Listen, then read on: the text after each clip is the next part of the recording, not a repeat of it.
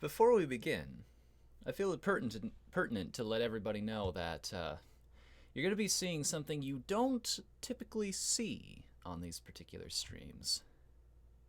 And that is going to be, if I can actually get the proper thing chosen here, the actual layout that I have. Ooh, behind the scenes stuff. Interesting.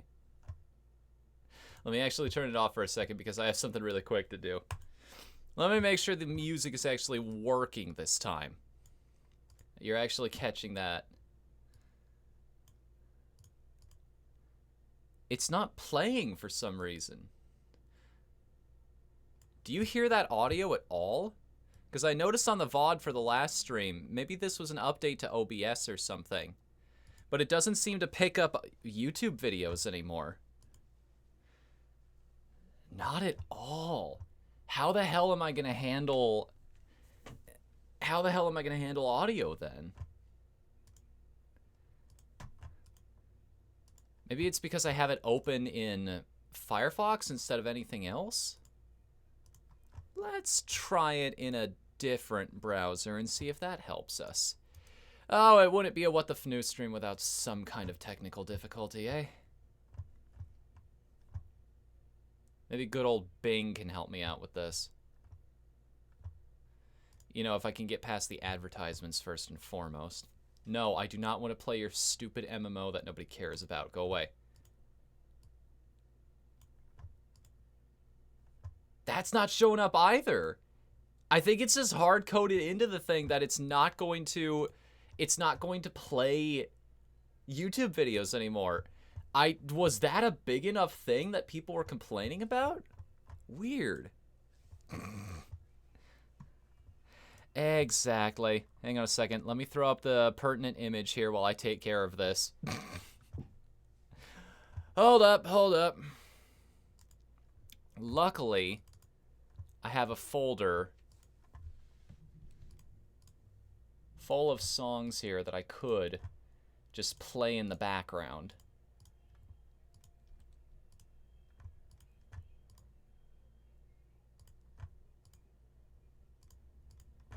It'll take just a moment to actually play some of them. I really should just get rid of some of the leftover video files that I have in this folder. Because if I need these songs, I'm going to get them from somewhere else, but...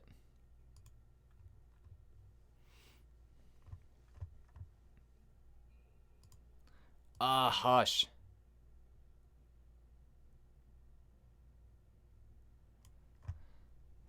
Okay, do we have music at long last? You son of a bitch.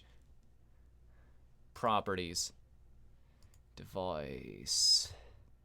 Wait. Is that it? I think I figured out the problem, everybody. I think I may have caught the issue here. It's in properties. Or not.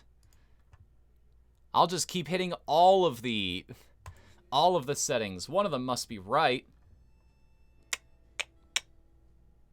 That's probably just given me twice here.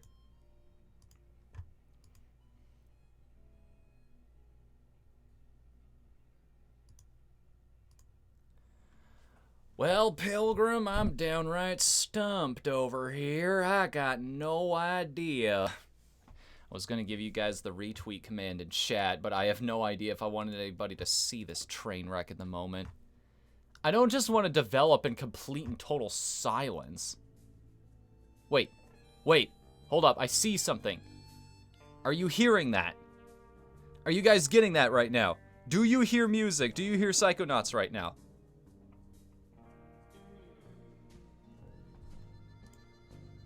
Now I wonder.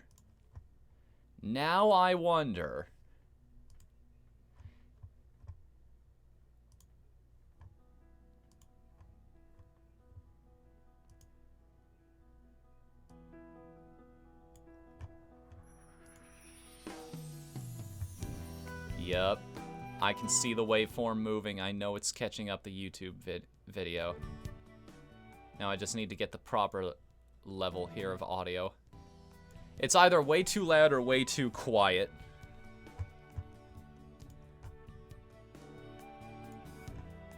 There we are! We are good to go. Probably should have tested that before we began, but now I can close that out. Close that, and finally, I can turn this on because, ladies and gentlemen, welcome, one and all, to the return episode of DevQuest. Basically, what DevQuest was way back when, if you're not familiar with my YouTube channel that much, I wanted to do a video log, a vlog, whatever you want to call them, of my journey through game development, learning how to actually build a video game from the ground up, go through this process, chronicle it, talk about what I'm feeling in the moment, what process I went through, what my mindset was going into any particular thing, and just figuring out as I go, giving something for other developers in my position to look at and be like, okay, what was the process? What were some of the mistakes he made? What were some of the lessons he learned? And who knows, maybe give a little inspiration to those people, because hey, if a guy who's wearing a shirt literally talking about how much he sucks can pull this off, you can too. So what I have in front of me right now is just a blank slate. What I have in front of me is absolutely nothing. Because I am going into this with nothing. I'm not sure what engine I want to work with.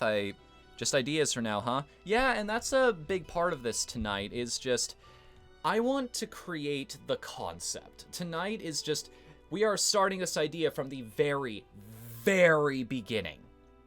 The absolute start of it all.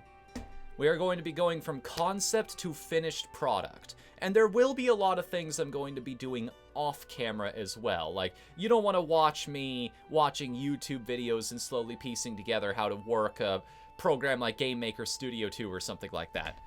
So, we're just gonna kind of sit down here and figure this thing out together, because who knows, maybe bouncing some ideas off of you guys, I'll come up with an even bigger concept. So before that though, just want to send that out in chat.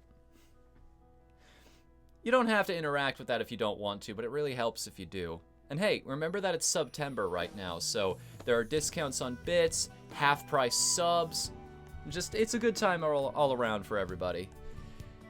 So okay, I think a good start for the foundation that we have to work with here. You'll notice, if you have any questions about the weird wording that I have for the title, I put the 1 in the front there just so it would always show at the very top of my file list. The ordering's a little weird on Windows. You can't just like drag and drop. It's always alphabetical. Who knows? Maybe I'm just not very technically savvy. There's a way to fix that I'm not aware of. Hello. Yes, indeed, it did work. Welcome to the chat, man. How are you doing tonight? I think you just annihilated the bit boss there. Sorry if you're getting the infinity hole with the windows like that. I gotta be careful about that kind of thing. It's gonna look really weird whenever I pop that up. So, where do we begin? I think the best place to begin with an idea is just to, it's gotta come from you more than anything else. You ever hear that phrase that creativity is dead? That nobody out there is ever going to come up with an original idea? That's half true. Only half true, and thanks, Rain, for interrupting me. What in the world? We make the games! Yes, we will! Thank you for the 4 months at Tier 1, and Pillow Slider, thank you for the 9 months at Tier 1. Dude, you're only 3 months off of your first Nerd Day. Let's go. Keep the streak alive. I'm so happy that everybody's coming back. Enjoy those emotes, guys. So, alright. I think the best place to start is, let's make a list. What? And the bids, too. Thanks, man. 110, wow. God, I knew some people were gonna be really happy, because I get questions about this all the time. Like, when are you bringing DevQuest back? When are you bringing DevQuest back? I really love that series, and well, here it is, ladies and gentlemen. Now, let's make a couple. 2? Guys, I don't even have a chance to start here. Thank you, man. 7 months, jeez. I was one of those DMing you that. You weren't the only one. I'm just gonna say that, Lay. So, okay. I think a good place to start with this is things I like. Or rather, I should probably make another category for this. Game genres I like. Let's just list... As I was saying before, creativity is one of those things. Yes, you have... An idea can't come from nowhere. You have to base it somewhat off of something else that you've seen. Ideas are like a bunch of puzzle pieces all floating around in your head. And by some miracle, 2 of them just kind of snap together out of nowhere, and then suddenly a whole bunch of others start magnetizing to them and building this bigger and bigger and more complete picture in your head until finally you are just overwhelmed with the desire to put it out there into the world. Oh yeah, I am in a very comfortable spot right now. And that's actually why I took the gigantic break. I've figured things out enough to actually sit back and do these kinds of things with you guys again. I am financially sound, more than financially sound. I am making quadruple what I need to every single month in order to live, and live comfortably at that. That includes like some extra money put aside for unforeseen bills and fun money as well. But this isn't about me. Well, partially because we're going to be talking about things that I like. So let's just list off all of the different things that I really enjoy. Then a list of ideas you have, see where that goes. Exactly. So what are some game genres I like? What are my absolute favorite ones? And what are... We're not even going to think right now. We're just going to throw shit out there. We're going to create a big list. Later on, we'll try to filter this down and be like, do some of these settings and some of these ideas actually mesh well with some of the genres we put down there? What are some game ideas we can get out of this? So... First thing I want to... Oh, let's get rid of the bold. Roll. I think out of all of the genres that I enjoy, I like role-playing games. I like them a lot. I grew up with them as a young kid. They have introduced me to some of my absolute favorite worlds out there. Even though I am very frustrated with a game like Epic Battle Fantasy IV and how grindy it gets and how tedious combat can get, I still find myself returning to games like Borderlands 2, just when I want to waste a little time, when I don't want to have to think about anything. When I want to relax with a game, it's usually with an RPG. Nice. So, RPGs I really like, and a subset of that, I'm going to put it in a tab, is turn-based games. Oh, not turn-based games. That's a completely different thing. That's Fire Emblem right there, is turn-based. Modern Fire Emblem, anyway. Yes, turn-based games. I like turn-based combat when it's done right. I want to throw that out there. I like turn-based combat when it's done right, because it forces you to think. Every single move you make is strategic at that point. Every single thing you do means something. Shin Megami Tensei and some of the Persona games, too, are kind of infamous for that in places, where you have to be paying attention to enemy weaknesses. If you can't let your mind wander. You can't think, oh, this is an enemy, this is a type of enemy that I've beaten like 7 different times now. This battle's going to be a no-brainer, because they can take advantage of the same mechanics you can. The things like knocking you down and taking extra turns and whatnot. So you might find yourself in a very bad situation when you're least expecting it. And I was making fun of it a second ago, but I highly enjoy games like Fire Emblem.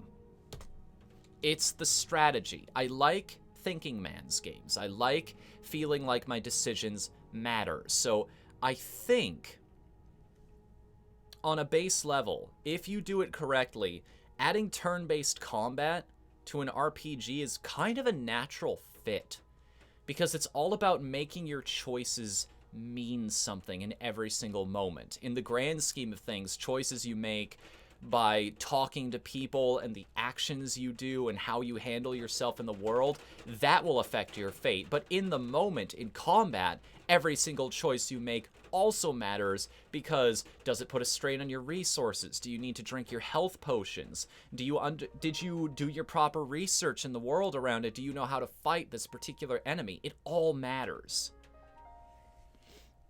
It all matters. Psych Up I remember being in Dragon Quest VIII, Lee. Yeah, exactly. Everybody takes their turn one at a time. I kind of like the system that Final Fantasy X did, where you had that sidebar that showed everybody's turns coming up, because that added another layer on top of everything else too. Because then you thought, okay, the enemy's gonna move here. What can I do with these characters that are left in my party before that happens to help me prepare for whatever that might be?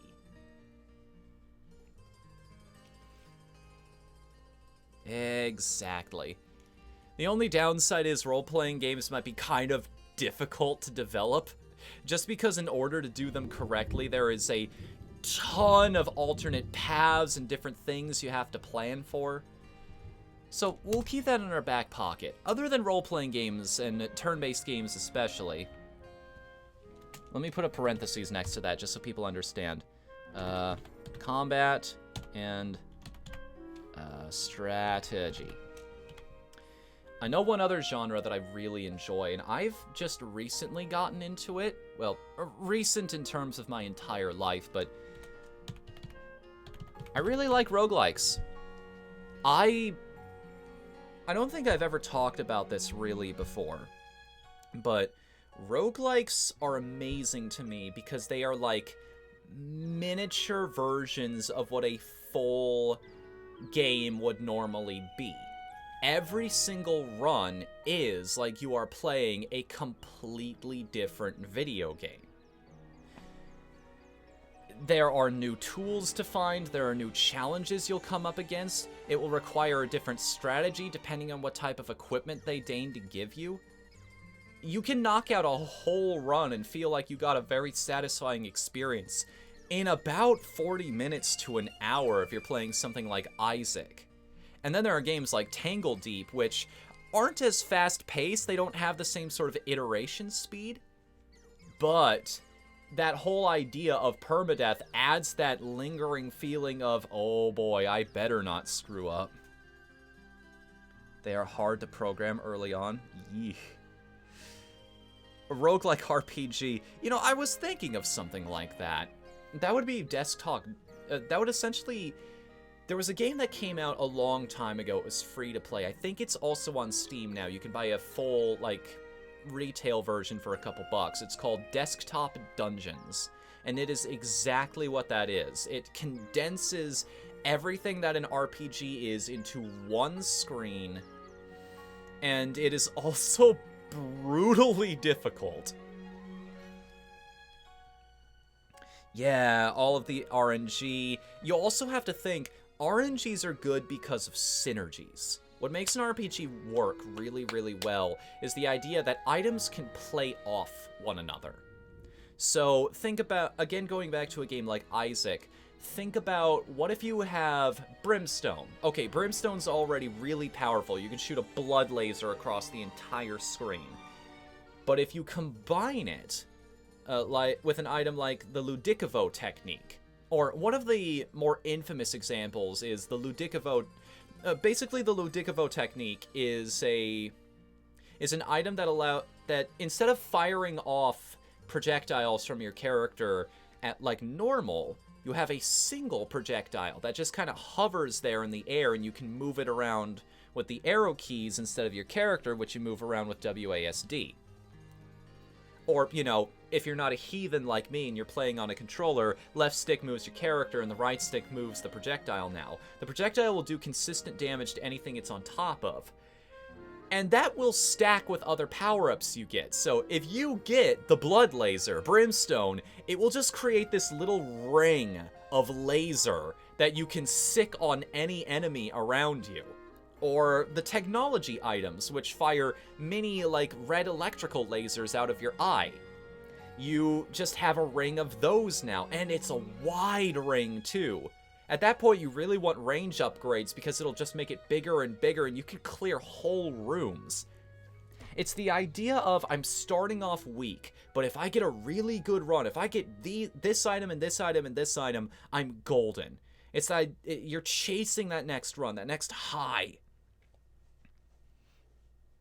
But, yeah, sorry, I kind of got off on a tangent. Can you tell this is just... I say this is to develop a video game. This is really just a chance for me to nerd out about game design because I love this shit. This is my wheelhouse. I love talking about this kind of thing. Anyway. So yeah, long story short, I love roguelikes. But apparently they are kind of a pain. I'm gonna put that in brackets. I've been told they're a pain to program. I will put little notes from myself in parentheses, and I will put notes related to difficulties in brackets, I think. Not pain, just hurdles.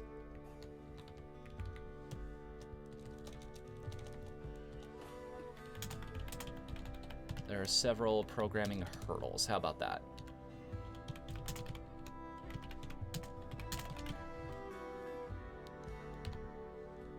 What else do I like? What other game genres am I really, really big on? Hell, I love platformers. Shit, man. First game I ever played on the first console I ever owned was a platformer. We're talking Super Mario World. Well, not just that. It was Super Mario All-Stars plus Super Mario World. I was 6 years old at the time. My dad bought that for me as just a present. I think it might have been for my birthday, and that little game console basically changed the direction of my life.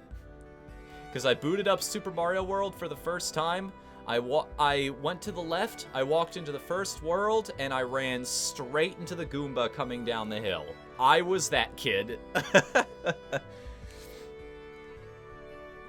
I could, Sonicu. I could make an RPG platformer, but I'm basically creating Miku's Lullaby at that point. I'm bringing DevQuest back to what it was way in the beginning. The first time I tried to do Dev Diaries on YouTube. Oh, that was back when I was still living in Arizona. I remember looking back on those videos too. I looked so young. My hair was still short then. I didn't have the beard or anything.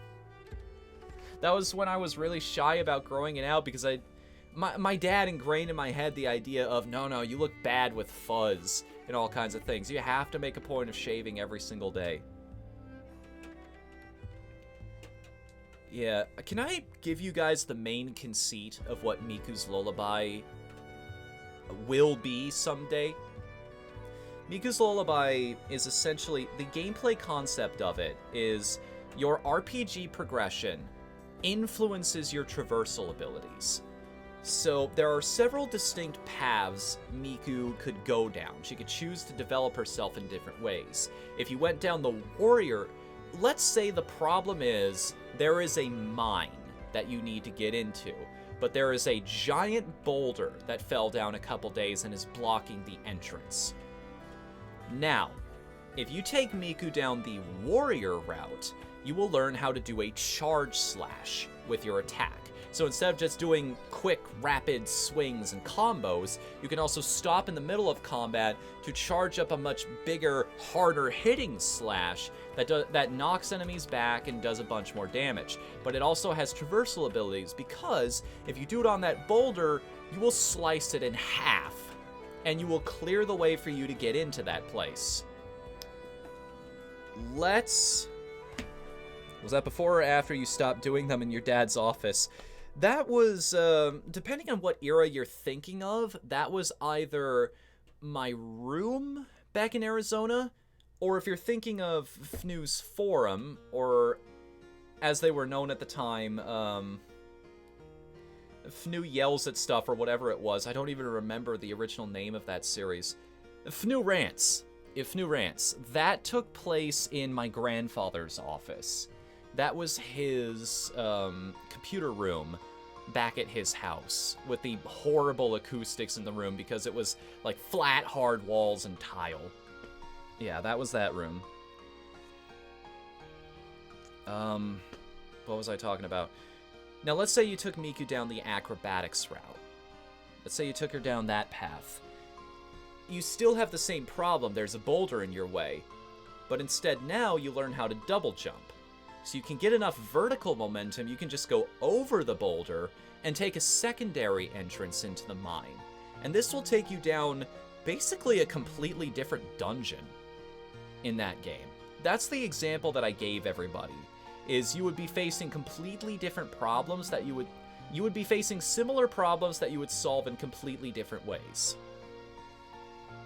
You would go down completely different routes. You would, again, basically be playing a completely different game at that point because your character would have a different set of abilities. So that's what the idea behind Miku's Lullaby is. Who knows? Maybe that's what this will eventually turn into. Maybe I will just sit here and go with the original plan.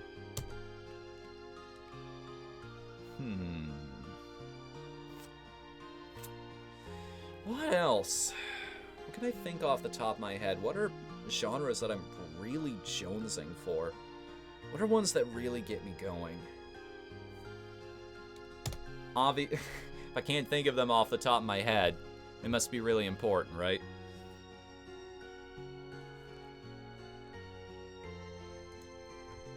You know what? We have Google available to us. Let's just, list of video game genres. How about that? Let's just look down the list here and see what we got. So, platformer games, shooter games. Definitely not that one.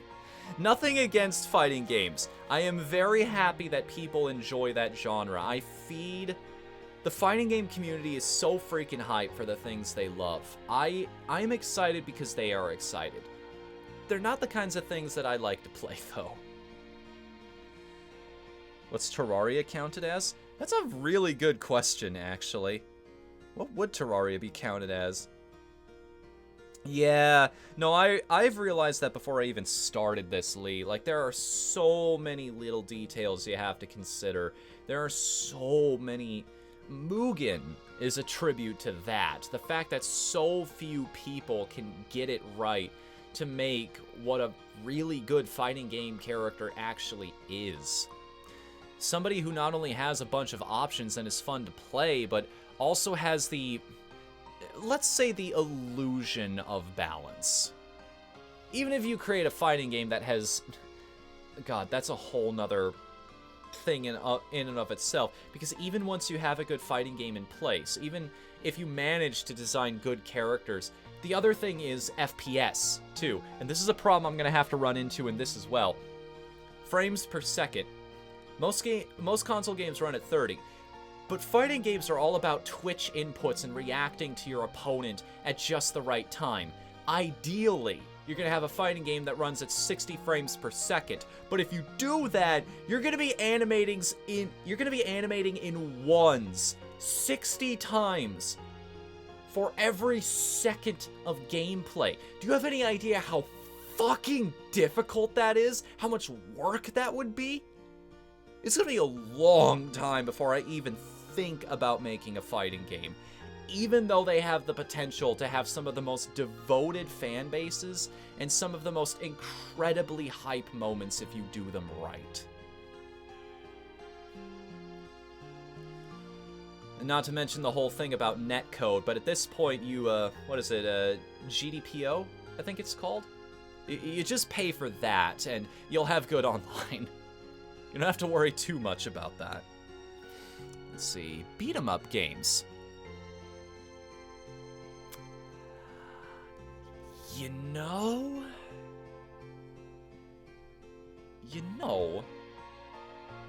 the beat-em-ups I have played in the past, I really do enjoy. Oop, that's a completely different thing.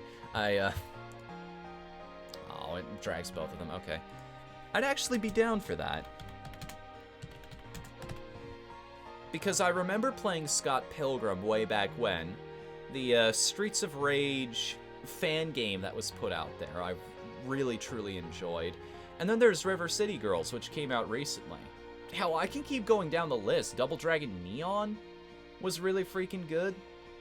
And then there are a whole bunch of classics. I like beat-em-ups that give you proper options. Any beat-em-up without some kind of defensive ability, be it either a dodge roll or a guard. Ideally, you have both, but you need at least one of them. At that point, I think the game is fair. If your only defense is a really good offense, I think the game's kind of BS, which is why I'm not really... I don't get the love for old-school beat-em-ups, but...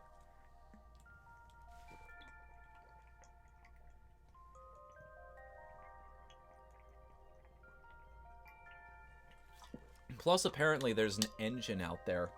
There's a freeware engine that you can download that anybody can make a game in that you can build a beat-em-up out of. So maybe I could look into that if we're going to go down that route.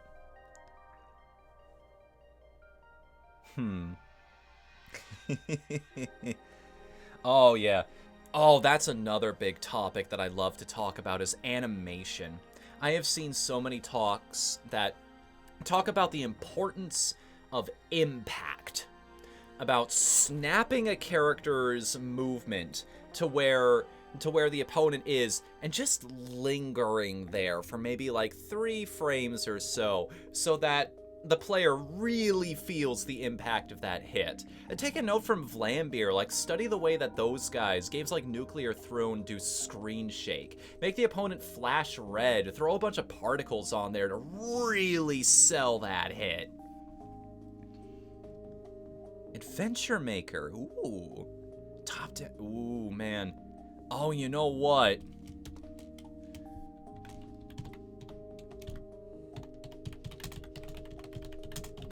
Yeah, I'm totally down for that. I can totally add that to this game genre I like.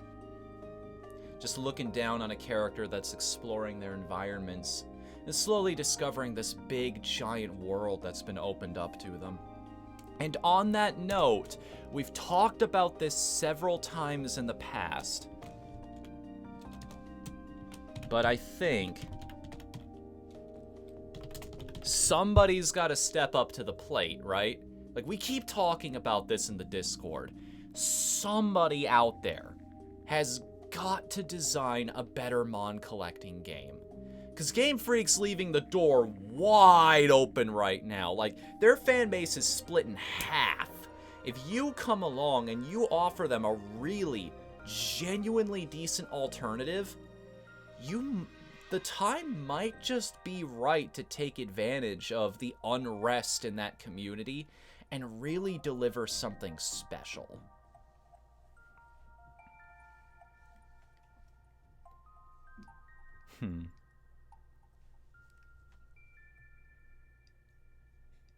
How much the sprites cost alone. Yeah, that would be the big thing, is offering designs that don't feel silly.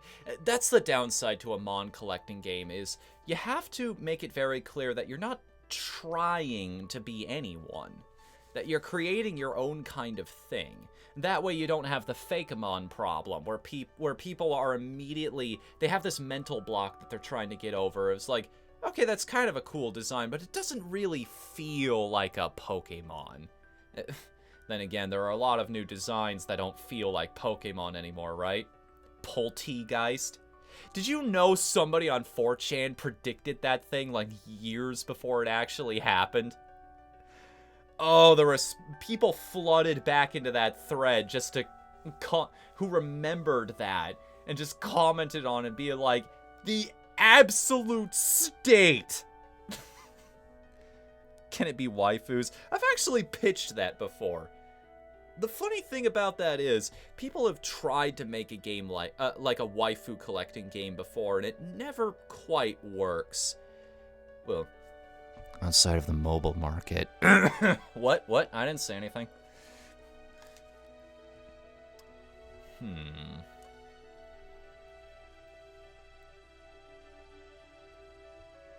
Yeah, that's the weird thing about it. People apparently, like, I've talked about this with the roommates as well for a while now. I've talked about, what if there was a Pokemon game where the humans fought alongside the creatures? But then you get into the situation where, like, there's this 10-year-old kid who's punching a puppy in the face, and that just sends the wrong image, you know? The compromise we came up with is that there would be special, like, trainer actions, if you will. Certain things that only you can do, which Pokemon kind of already has. Like, you're the only one who can use items on the Pokemon. They can't do that by themselves. You will never find a wild Pokemon that just consumes a potion in the middle of the battle, or uses a revive on one of its friends if you encounter two of them at once. Only you can do that. But the other idea I came up with is eventually, if you remember Digimon Season 3, how eventually, or basically the entirety of Digimon Season 4, not just the end there, not just when they got to Megas, how they essentially became the creatures, I think that kind of thing would fit. I think you could get away with that if you turned into a creature yourself, or something resembling one anyway. Ni no Kuni, yeah. Sort of like that, yeah. Isn't that Shin Megami Tensei? And you know why Shin Megami Tensei gets away with that? Because none of the monsters are cute. They are all horrible, hellish deformities. So it sends the message of, yeah, I probably do need to start shooting this thing with an assault rifle right now, don't I?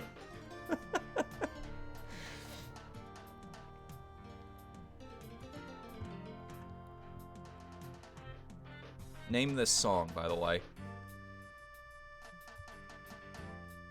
No kidding. I think you've actually mentioned that before, Lee. Yeah, you've sent me pictures from that before. I remember now. Anyways, let's go back to the list here. Beat 'em. Thing is, I want to build the kind of game that I'd actually like to play. I have never been big on stealth games. I don't know what it is, but it just doesn't click in my head. I've played Mark of the Ninja, I've played some of the Metal Gear Solid games, but I don't know. I don't know, it's just, I find it way too stressful. That's my thing, I find stealth games way too stressful. They get under my skin. I am way too afraid of the idea of failure in those games.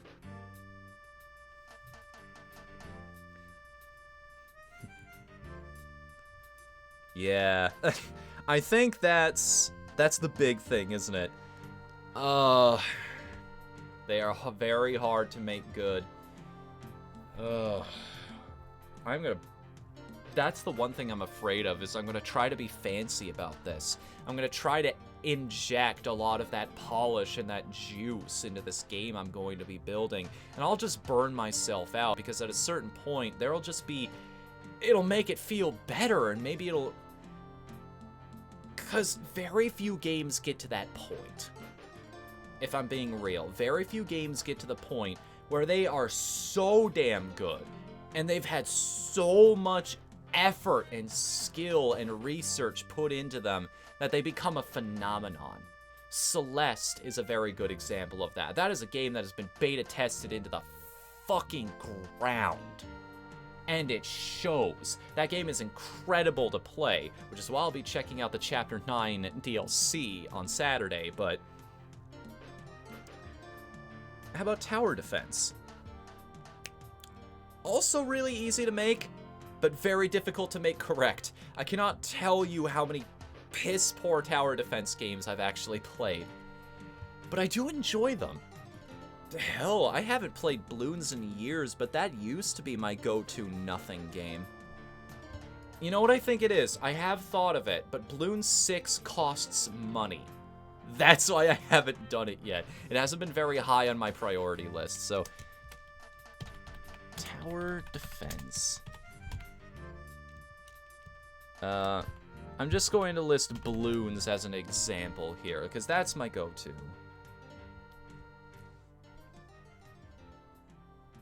Someone, hey, okay, yeah, I think I know what you're talking about, Lee. It's one of a couple things. It's the fact that there's a picture of Celeste's mom next to her bed, or you can see her pills next to the bed to help with her anxiety, or it is the fact that right beneath her computer, you can see a little pair of flags that are painted in very particular colors. Yep, I thought so. Yeah, a lot of people caught those things. And that's interesting. That would also explain a lot, because there is an element of... Like, I'm gonna get real here for a second. There is an element of living that life, as I understand it. If you are in an environment where nobody really understands, where you can't really be yourself, then after a while that does start to get to you. It can start developing into you thinking that maybe there's just something wrong with me, which is a bad mindset to have, but without any positive feedback on it, you don't know any better. Anyways, I'm sorry, that's getting a little, Anyway. Let's see here. Stealth games, survival games. Survival games can be an easy way to waste a whole lot of effort chasing the wrong dragons. You know, because it's very difficult to create a survival game where the character doesn't just come across as a whiny little baby that needs you to constantly shove food and water into their gullet, and they are never warm enough despite the fact that you're standing in a campfire. Mia was playing... Yeah, that's also a good one. But it's just, balloons is... I don't think I've ever... Between those two, I don't think I've ever played tighter tower defense games. Games where the difficulty is just right. Just right. I'm gonna write that down, actually. Plants vs. Zombies. Because Plants vs. Zombies, the thing I love about that game is the fact that everything has a counter. You have to plan ahead. You will look at the horde of zombies that are coming in every single mission and you go, well, let's see, I've got a Zamboni coming my way, so I have to plant a spikeweed in order to stop those guys, in order to pop their tires. I absolutely need that plant. Or I've got guys with balloons coming my way, so I need the clovers in order to just blow them completely off the field without having to waste a whole bunch of space specifically to cactus plants to pop them out of the air.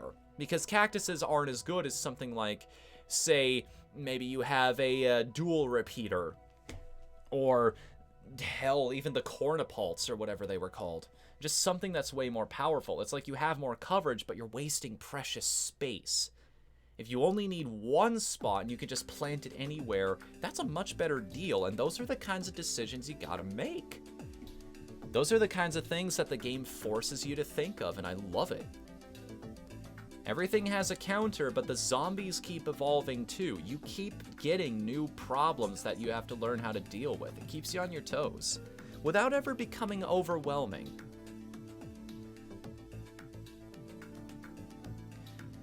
Oh, what else do we have here?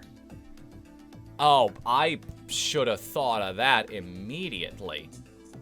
Hell, why didn't that come to me immediately? Not thigh. Rhythm. Games. Welcome to FNU Can't Spell. Dude.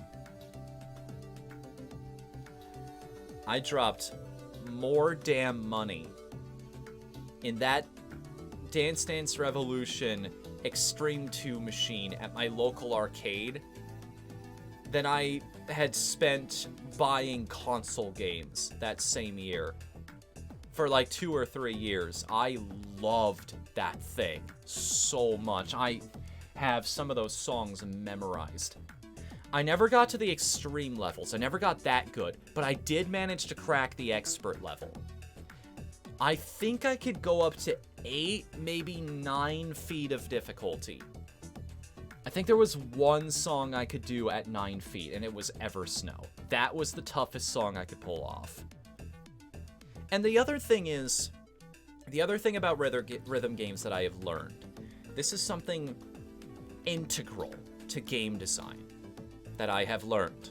The most important thing in a game is the gameplay. That will never be challenged. But the second most important thing is music. You know what game taught me that? Super Hexagon. Super Hexagon is a game that has no story, no world, no lore, nothing that I look for in other traditional games. And yet, it has some of the best damn electronic music I have ever heard, and that kept me going through run after run after run of trying to push myself just a little farther, unlocking hyper mode, and one day finally reaching 60 seconds on Hyper Hexagonist and essentially transcending. I'm sorry if I'm spoiling the end of that for nobody who's ever seen it before, but the well, not really the credits, but the ending of Super Hexagon, it's not much, the song that plays. Like, it's focus just backwards and an octave higher. It's not much, but it's also everything. To people who have put in that much time and effort and skill into a game, who have rewired their entire brain to figure out how to beat this thing properly, it means the world that there actually is something there. And it sounds incredible. Music is so important in a game.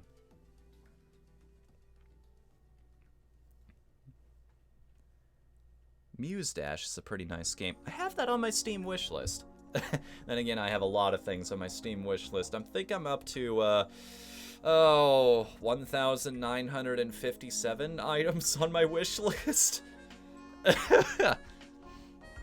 That's an easy way to get people in, isn't it? Just use anime aesthetics. I'm kind of hungry. Give me a second. Got one of those banquet bakes here in front of me.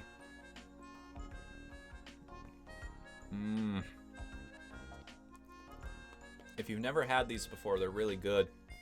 It's basically you just take a glass pan, you throw some soup in the bottom of it. This all comes in the box, by the way. You get a can of soup, and then you get some biscuit mix. And you literally just add half a cup of water to the biscuit mix, and it's ready to go. Do not try to spoon in like 9 dollops throughout it, though. That's a beginner's trap.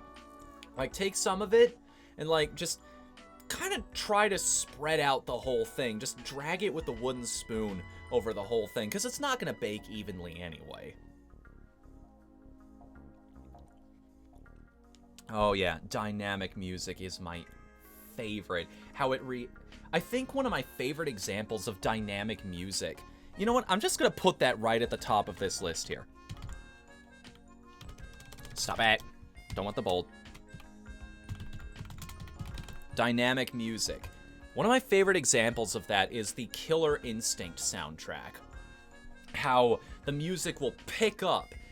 The music itself, the soundtrack will evolve based on how the match is going. When I found out about that, it blew my mind into a million pieces. Jago's theme is still one of my favorites ever, especially if the match starts getting really intense.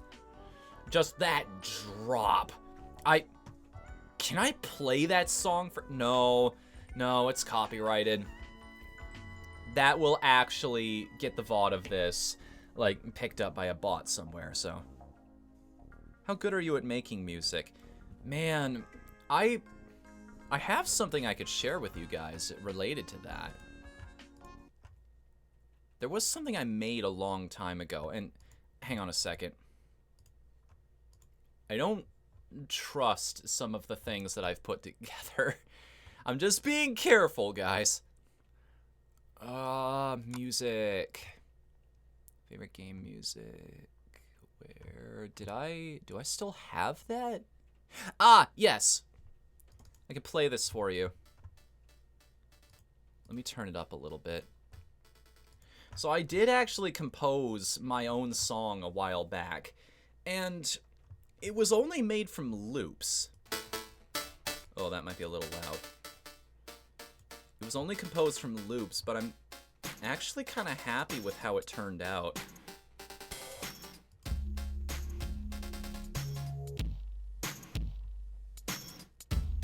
It's kind of chill, laid back. It's called Sunset at Jammin' Junkyard. I didn't design it for any particular thing. It's just I found that a music program came with Windows, and it's like, okay, I'll bop around in this a little bit. I'll try to find something. Put together some samples that I like, and it came out into this really laid back, sort of industrial, hard-hitting tune.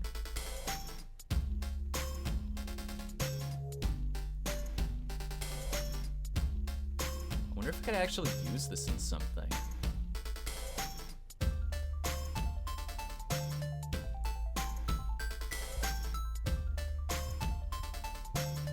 I don't mean to toot my own horn or anything, but this is just...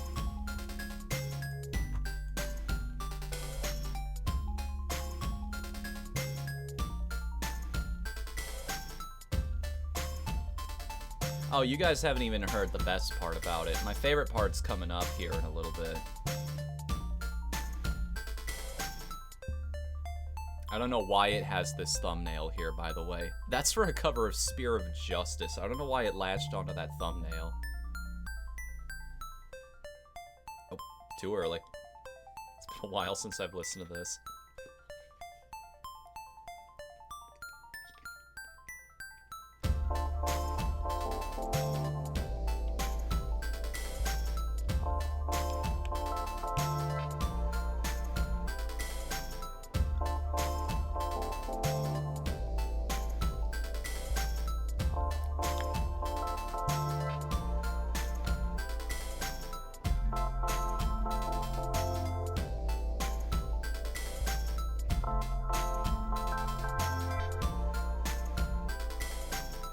God, I love that drop. It gets me every time. I'm very, very happy with how that turned out. Hey, Potate! Play Divinity.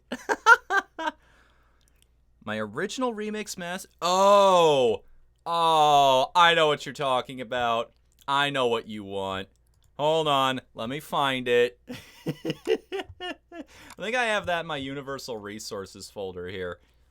No, it would be in my finished videos, finished movies folder, I think.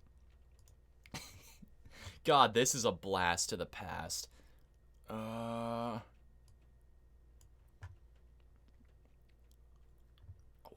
are you? Oh, man. Oh, man, I forgot that I held on to so many of these. Hang on a second. We're gonna take a trip down memory lane here for a moment. Yo, people who have been here a while, do you remember this? Do you remember the original now loading screen that we had before stream started? It would be this little girl and her dog off in the corner. I mean, it didn't quite fade out like this. It was just like one animation to the next. That font, that's clearly out of place that I put there. No, I have not used it in one of my Villos Pillows letter, but I probably should. Yeah, you can see like a lot of the video files for some of the alerts that I put together. Like there's the one if I get over 1,000 bits. Oh man, there's the Let's Play that I put together. Like I was going to put some Minecraft stuff that I made with Ice Cold Koopa way back when. It was one of the first things that we did together. Here's all of the episodes of the Mighty Switch Force LP that we put on the Gameplay channel, which is now known as FNU Streams. There's the new intro. There's the video talking about why I don't upload promo vids to YouTube anymore, because apparently that's an easy way to get rid of your YouTube channel. But where is it? I think it's M. There it is. There it is. Well, so much for the VOD, right?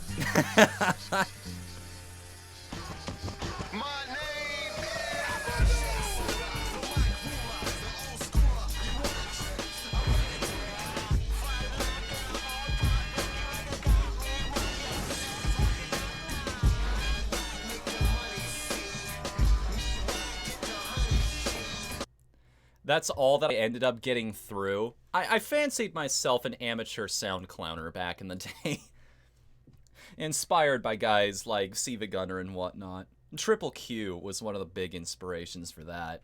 I should go back and finish that.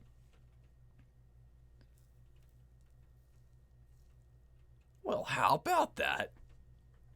I had no idea, Potate. Let me write that down there. Dynamic music. KI Divinity 2. Sorry if I lost people there. We kind of went off on a tangent of me looking for music and whatnot.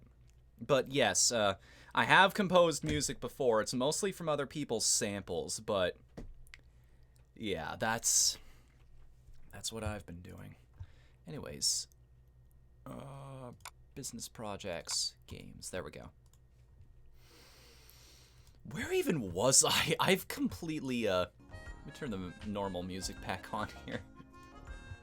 Okay, yes, we were going down the list trying to find game genres to put together.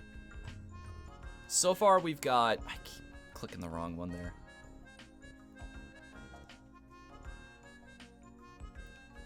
Easily combine a mon collecting and tower defense game. We're going to, right now we're just kind of throwing things out there, like these are the things I enjoy. We'll figure out how they fit together in a bit. I just want it all in one place so that I don't miss anything, and I think of fundamental ideas later and I want to change everything to get there, you know?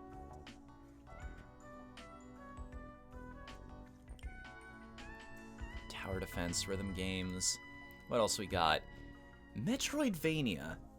Thing is, I recently played through Bloodstained Ritual of the Night, and I loved the hell out of Castlevania Dawn of Sorrow way back when.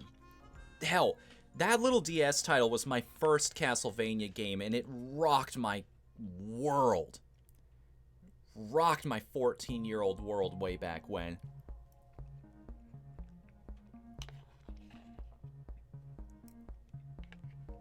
But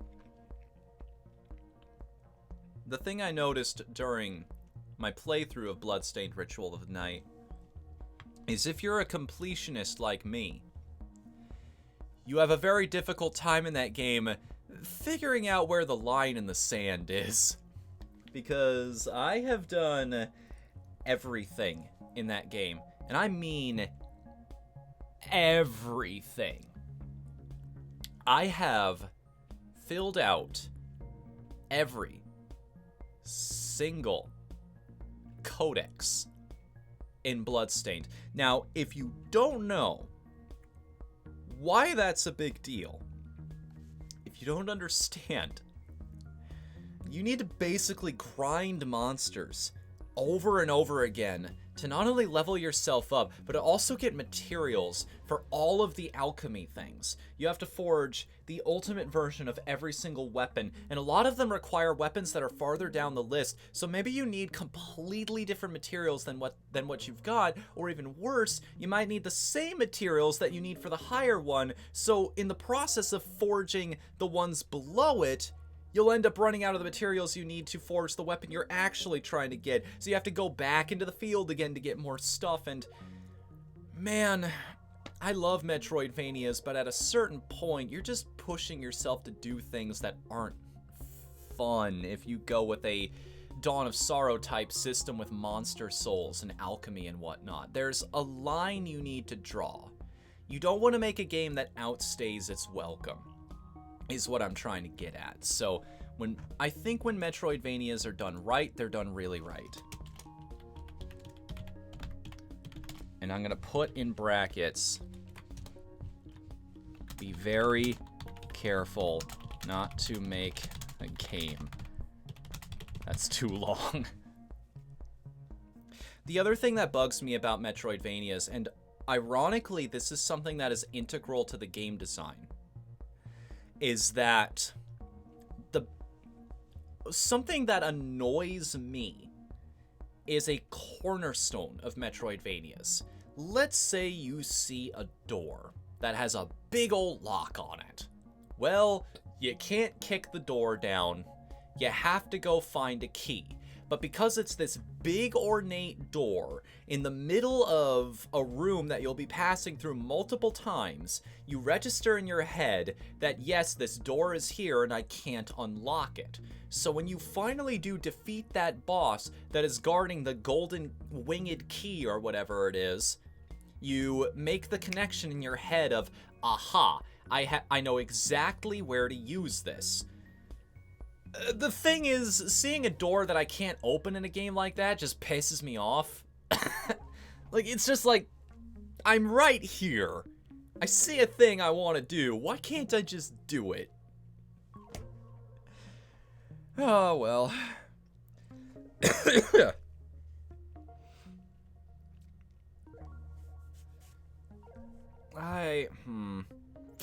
Kind of half and half on the whole Metroidvania thing. Maybe I should leave that to people who aren't just going to try to break it down into something it's not, you know?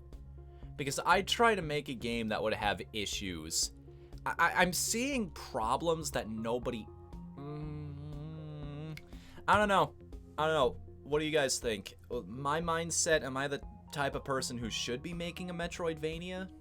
Or would I just create a game that's a complete and total pain in the ass? Because the way I'd go about it, and I was going to do something like this in Miku's Lullaby as well. That mine that I mentioned earlier, one of the big twists is that Miku, while walking along one of these old rickety beams, it would collapse out from under her and she'd fall down a long mine shaft. You would then take a brief stint into the spirit world here and find a way to return back to your body. And now you have the ability to jump between the two simultaneously. So it's not like I'm torturing the player with all of these things that they couldn't interact with before because they didn't even know they were there until I gave them the tool to actually explore it with. You see what I'm getting at? That's how I would go about that kind of thing. That's how I would handle the whole Metroidvania aspect. But I don't know. Nobody's ever really done anything like that before, unless you count Half Genie Hero, which has all of the mouse paths in some of the levels, which that just looks like level geometry. You think that, when you look at that the first time, you think that's just a pattern in the stonework around you. You don't even realize that's something you can interact with. But then the light bulb goes off in your head and it's like, oh shit. Oh wow, that's been there the whole time. It's genius. I've never had a moment like that before in any other Metroidvania.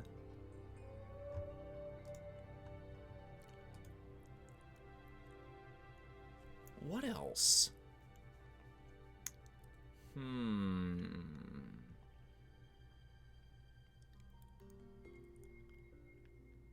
You know what the funny thing is about text adventure games? One of my favorite RPGs of all time, Trials in Tainted Space, is a text adventure game.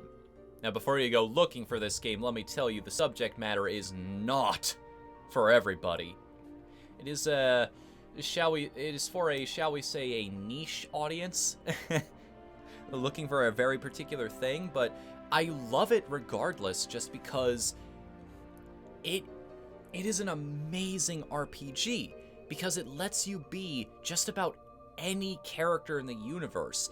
That's the cool thing about text adventures. Because the assets are so easy to put together, you can afford to just go hog wild with the world. You can create an almost infinite number of branching paths and different situations that a character can be in.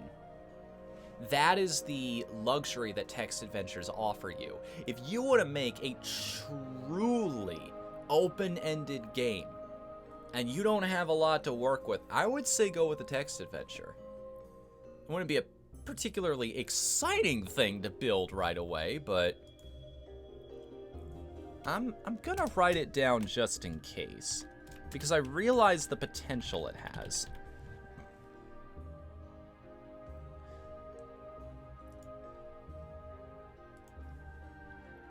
Visual novels, too. Graphic adventures are basically...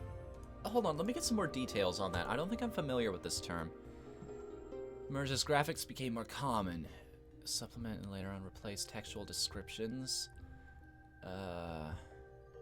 Picture of the current location. The graphic adventure games use tech parsers to input commands. Oh, okay, so basically a point and click. That's what a graphic adventure would be, is a point and click.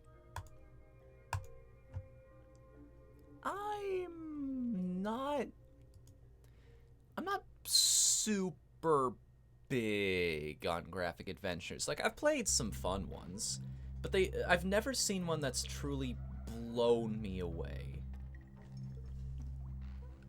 Learn Python, make a mud. Maybe.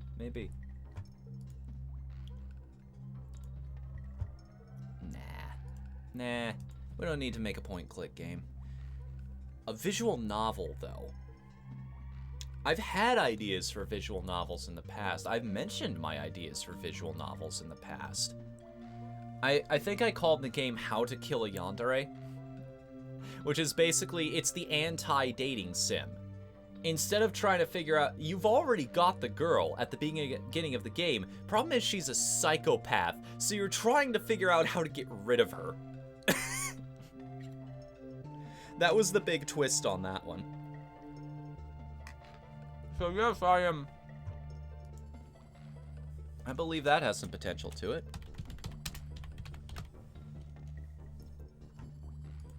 The only thing is, the character art would be the big catch on that.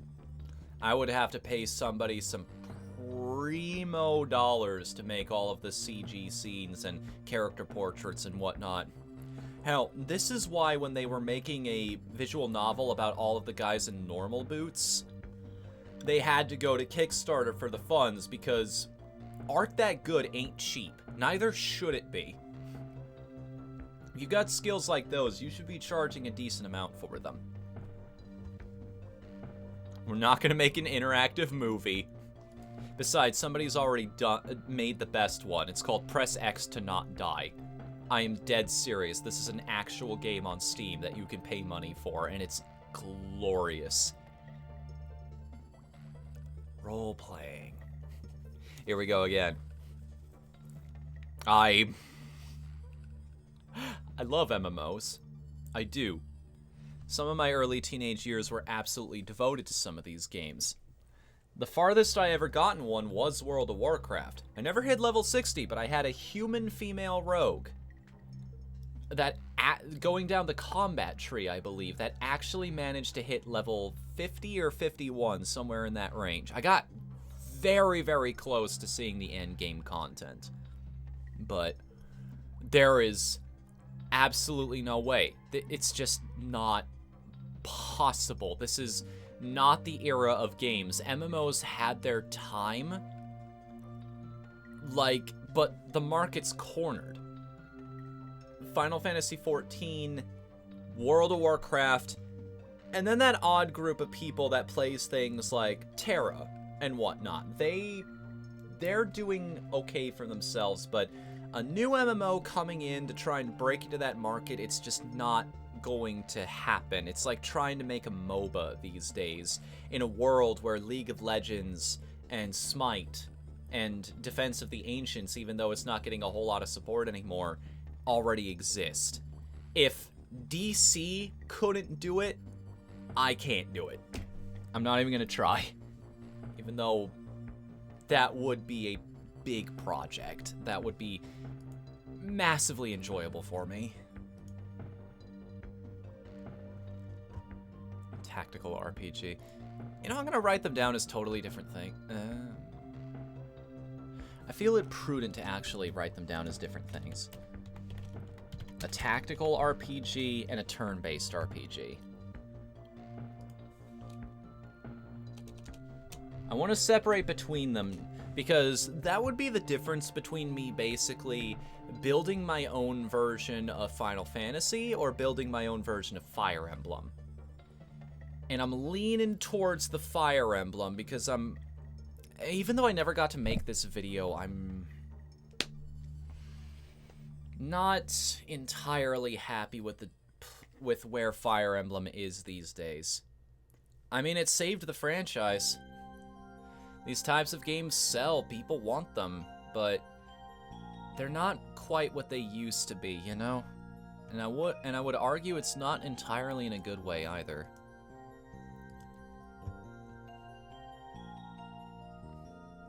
What? This is a full genre, first-person party-based RPG. Wait. Oh, you're talking about dungeon crawlers. Well, No, there is a difference. Because there's a little bit of a difference between this type of... There's a big difference between Izuna the Unemployed Ninja and the original Phantasy Star, you know? Both of them are technically dungeon crawlers, but they function in completely different ways.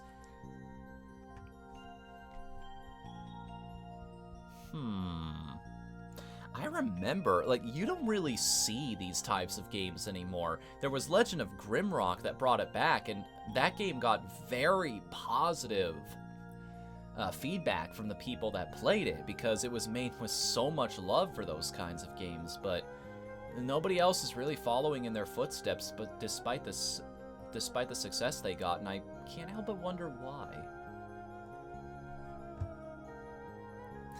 Well, unless your name is Etrian Odyssey. Those games are really fun, by the way, if you've never tried them out. I specifically recommend the third one. Even though it's gonna force you to try out the map, like every other game. It's not like I haven't played 4 or 6 of these in the past already.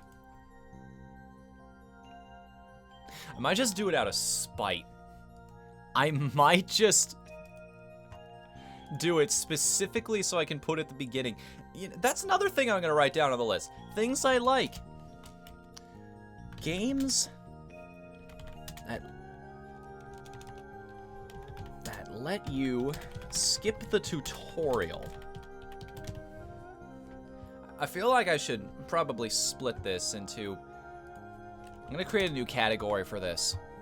Like, mechanics I like. Things that I enjoy in general that successful games do.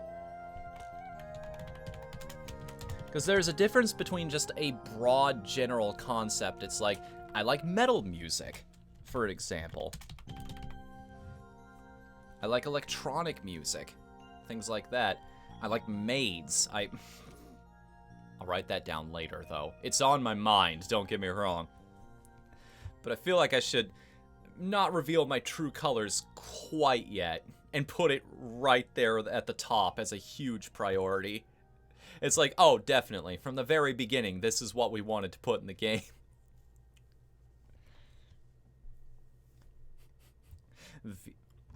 Simulation. You guys want me to create an entire simulation game around being a farmer? I hear those sell really well. Help Farming Simulator has an esports league now. Did you know that? What a time we live in. This is a beautiful timeline.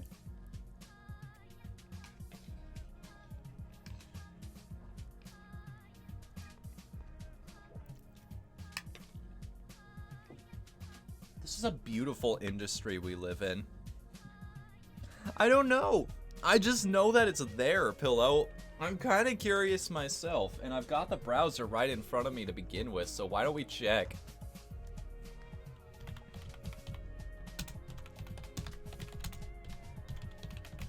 No. I'm going to keep it on topic here because we went off on one tangent tonight. I want to give people a reason to actually watch this series. So, okay. What other genres? I want to hit the bottom of this list before I do anything else. So, okay. I'm not huge on simulation games. Strategy, though. Auto chess is a fairly new genre, and I'm gonna leave that to the people that actually enjoy that kind of thing, because I tried it on stream and it did not click at all. It was pretty much the anti-me game. What is an artillery game? 2 to 3 player computer games involving tanks fighting each other in combat are similar derivative games. Among the earliest computer games developed and can be considered an extension of... Wait a second. Oh! Oh! I know exactly what they're talking about. Yeah. One of my favorite games... I feel like this has also been cornered, though, is the thing. The guys that did Scorched went on to make a little game called Shell Shock Live. And that... You are messing out if you've never tried Shell Shock. There is so much to that game. Wow. That's a blast from the past. How did I... Ah! No, stop that. Undo close tab. Go back. Oh!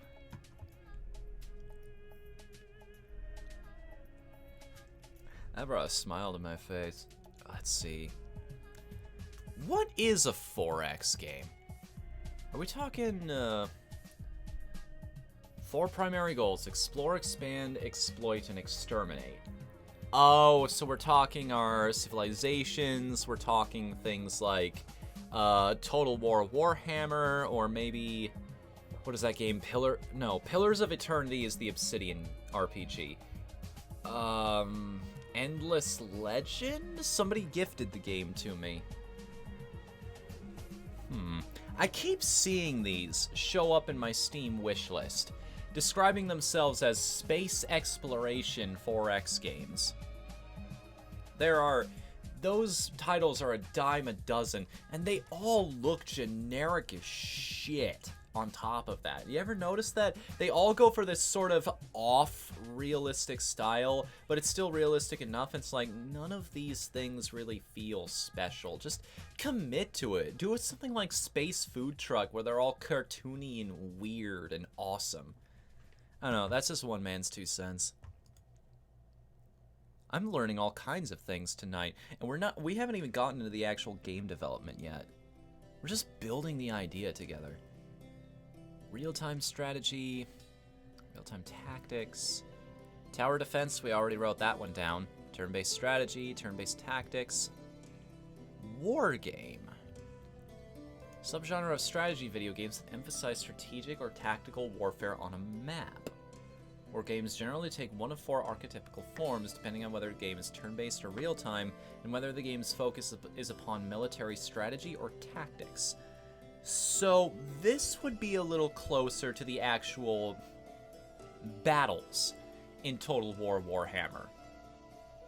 This would be when you're commanding your units to run around on the field, and it's like, hey, you guys go over here a little bit and just surround the enemy and collapse around their ranks, just close the net and start stabbing them with spears.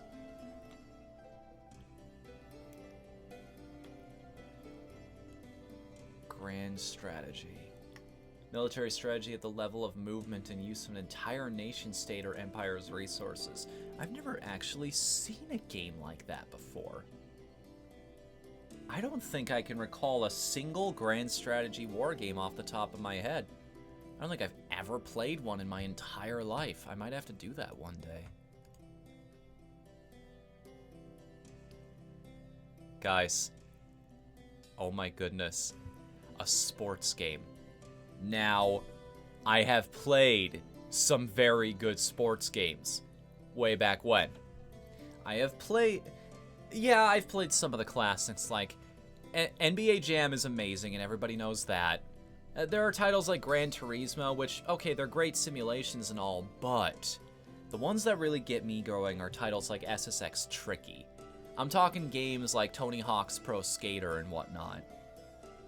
Makes sports games great again. You know what? I think there are... Man, I might be going about this the wrong way. Because if I go down the sports game route, I'm probably going to want to do an idea I've had for a while, which is called Ninja Golf. I have wanted to take one of the most awesome video game covers of all time and reboot that franchise for a modern era. Like, give it in-depth lore and everything. I will go into that a lot later, though. Hell, you could do all kinds of funny things. You can make a really cool baseball game. One of your teammates is a gorilla or something. There's potential there. Go the Mario route. Just make it silly. Go off the wall. Don't feel restricted by realism's lack of imagination, you know? It's free to rock around. Sports-based fighting. Competitive sports racing. How would you do a fun racing game that doesn't involve carts, you know? If you wanted to do... Hold on a second. I am right next to the bathroom. The plunger does not go back up when you're done with it if you don't push it there. So I can hear when somebody forgets that, and it's been going for a while. I'll be right back.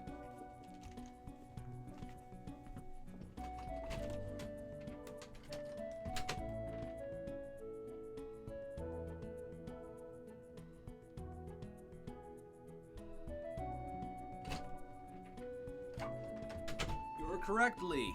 Yes, ninjas do wear dark blue, which would make Ryu Hayabusa, or at least the original version of him, way more canon. Still a cool design, despite the slightly less intimidating color. But yeah, black would make them stand out too much against the moonlight, so they wore dark blue instead. A little bit of trivia for you guys. Hey everybody, Gaijin Fnoomba here. Yeah, like... Just do something completely off the wall and ridiculous with it, and you can make a sports game fun. You don't need team names. You don't need, like, accurate to life physics. You don't need to put in a draft system. Just go ham. Just go ham, man. Like, going back to that baseball idea again. What if you had this big guy so tall that the camera you use to like get behind the batter and line up your swing, like he is too big for the shot, and he's so strong that if he put all of his strength behind every swing, he would get a home run every time. So they have specifically nerfed this particular player in that he's only allowed to bunt the ball. That's just this isn't a mechanic, it's just his animation. He will go for the bunt instead of swinging outright every time, because he feels like making it fair for everybody else. Do dumb stuff like that. And what else we got here? Other notable genres. MMO, casual games, party games, programming games.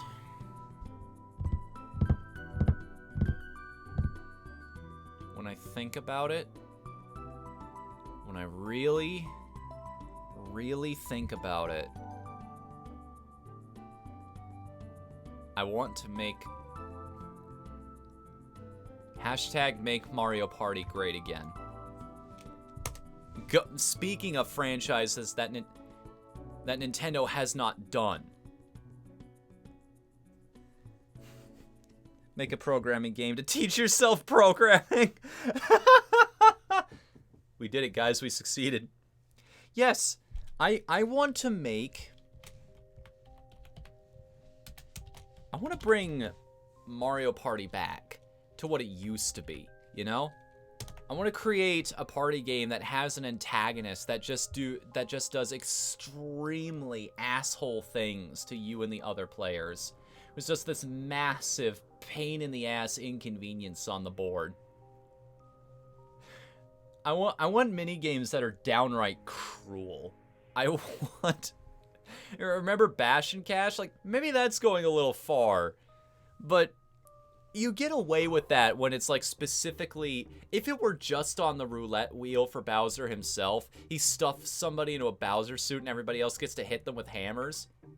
If that was specifically because you landed on that space, it would be fine. And just take it out of the wheel and you'll be good. Dokapon Kingdom on what not to do.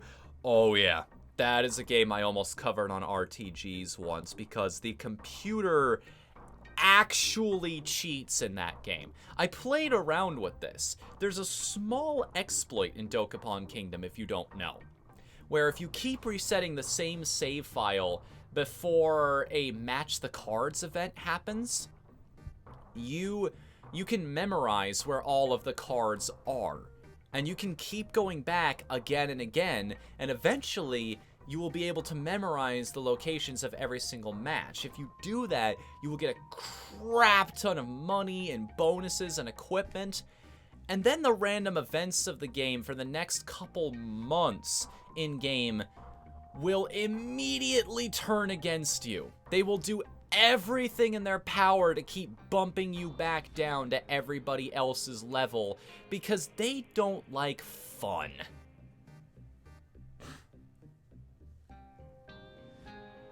Dokapon Kingdom is fun if you ignore all the bullshit. That's a little hard sometimes, though.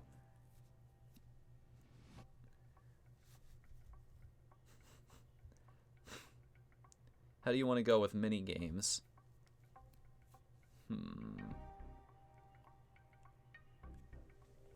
We'll figure that out. If that ends up being the game we're going with, like right now I'm just putting things down there that I'm like, yeah, I'd be willing to work on this. Programming game, logic game. Hold on, let's look at that. Solve logic puzzles or navigate complex locations such as mazes.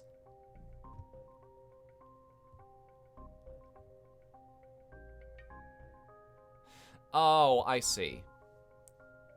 I don't think I saw it anywhere else, but yeah, they're listing logic games as puzzle games. Well...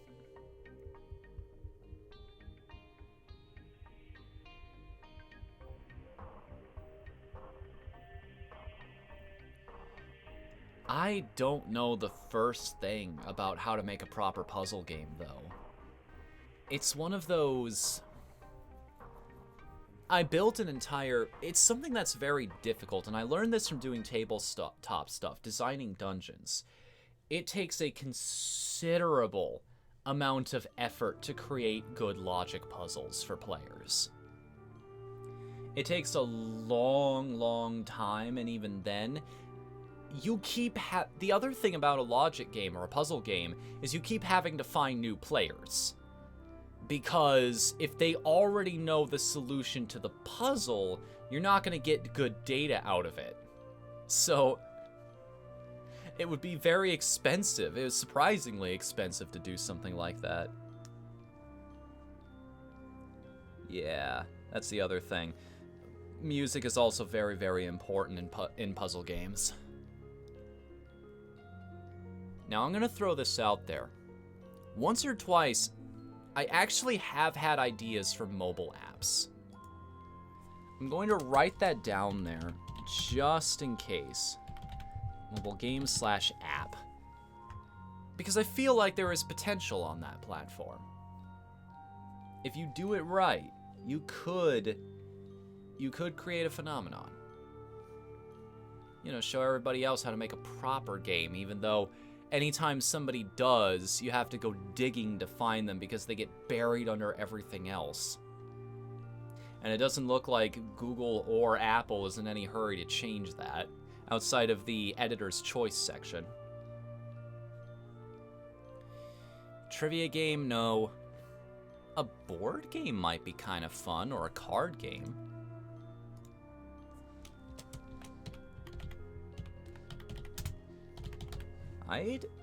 Yeah, actually.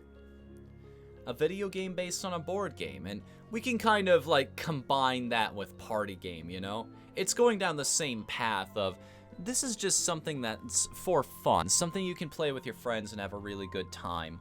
Order yourselves a pizza and huddle around the table and just mess with each other. Exactly! Lee, you have got it. You have got it. I don't know if this is exactly what you were going before, but you understand exactly what the process would be. The first mantra of game design, and making any kind of art in general, is fail faster.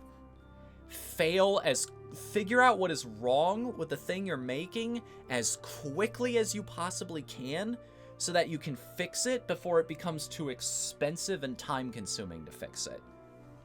Sup, Colt? Welcome to the chat, man. How are you doing tonight? Yeah. So if you can build just a little physical version of the board game video game that you're trying to make, if you can do that in real life, and you find that that's still fun as is, go for it, man. Test it as soon as possible. Create real-world counterparts to what you're building in the game. Run the ideas past people. All kinds of people of different walks of life, because maybe one of them will catch the one thing that you're not seeing, and that all of your friends are also too deep into this idea already to catch on to.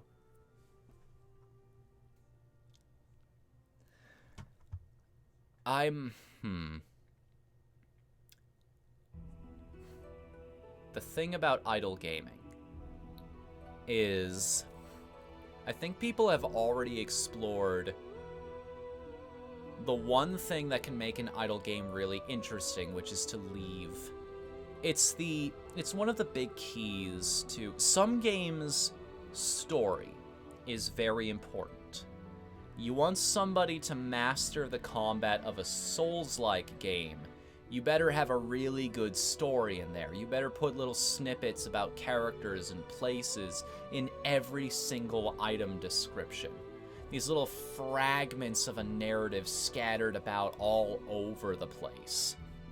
Then finally you find that one thing that pieces it all together in your head, and you realize, oh, so that's what happened. And because of that, that also explains why this character was in the situation they were in, and it's just this cascading effect the farther you go into the game. It's motivating. You have that one discovery early on, and you're like, I must find more, because human beings hate mysteries. We love them and we hate them. We love unraveling them. We love understanding things that we don't understand. Souls-like games are big for that. Idle games, at least the good ones, are also big in that. Some of the best idle games ever made only seem innocent and simple at first. But if you keep following them, they go off the rails.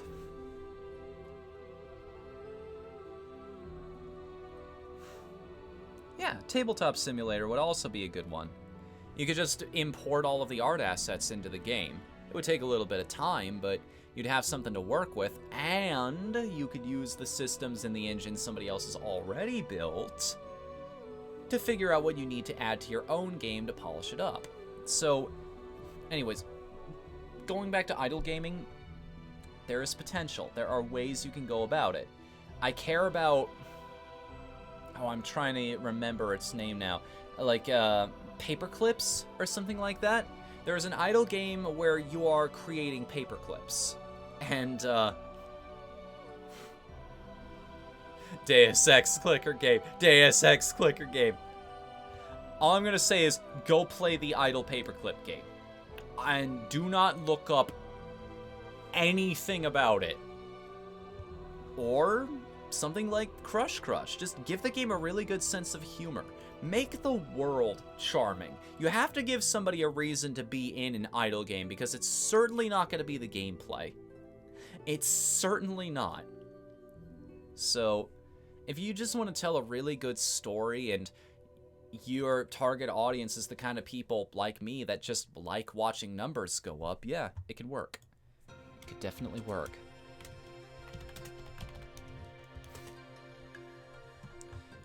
We're nearing the end of this list here.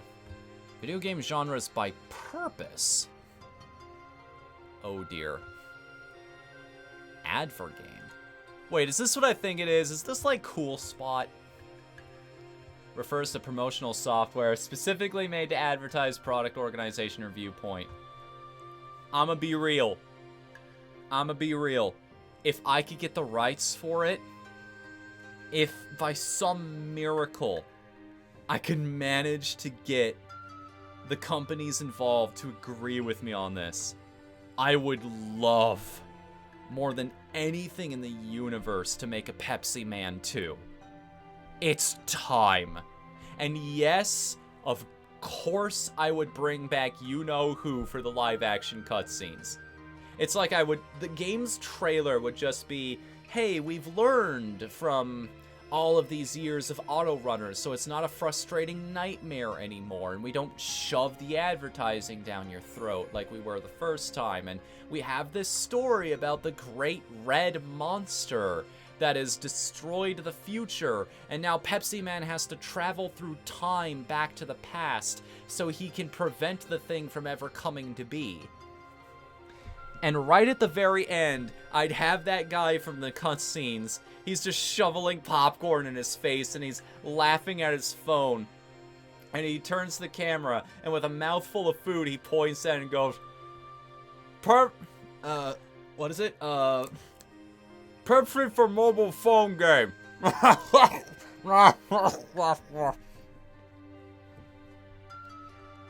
Don't do a game advertising your stream. Yeah, I know, that's way down the line. I'm just saying, if dreams could come true, that would be one of my dream projects. What is an art game, out of curiosity? What does Wikipedia qualify this as? Designed so as to emphasize art or whose structures are intended to produce some kind of... Okay, so it's basically just there to... This is the type of game you make if you don't have a lot of programming skills, but you have a lot of artistic skills. Or if you have the opposite problem of that, which is probably what I'll be dealing with, you don't have a lot of artistic skills, but you have a lot of programming skills, you create a game like Thomas is Alone, where the characters are all shapes. It works, though. Thomas Was Alone is charming as hell. And,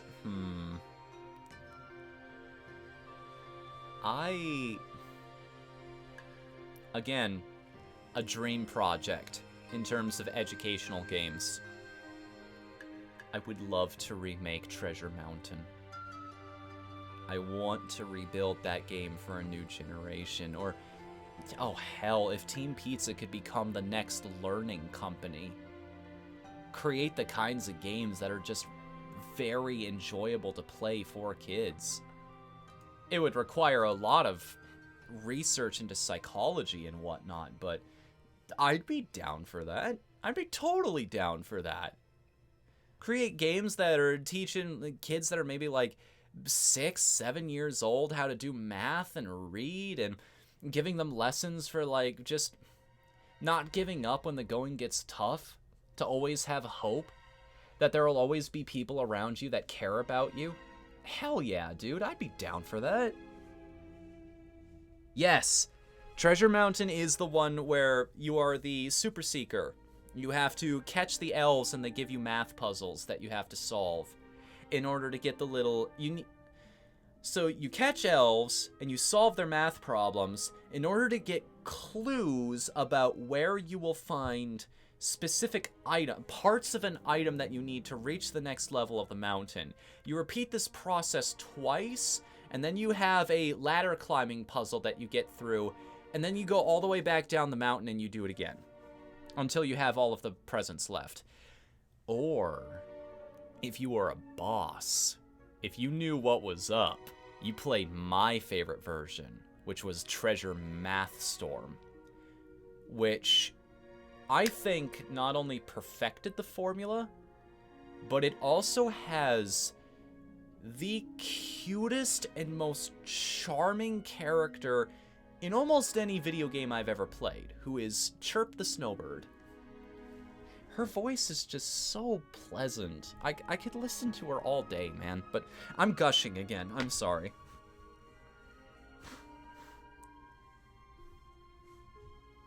Do you know one of the most well-known Christian games?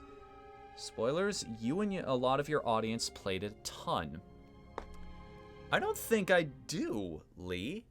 I don't think I do off the top of my head. What could it possibly be?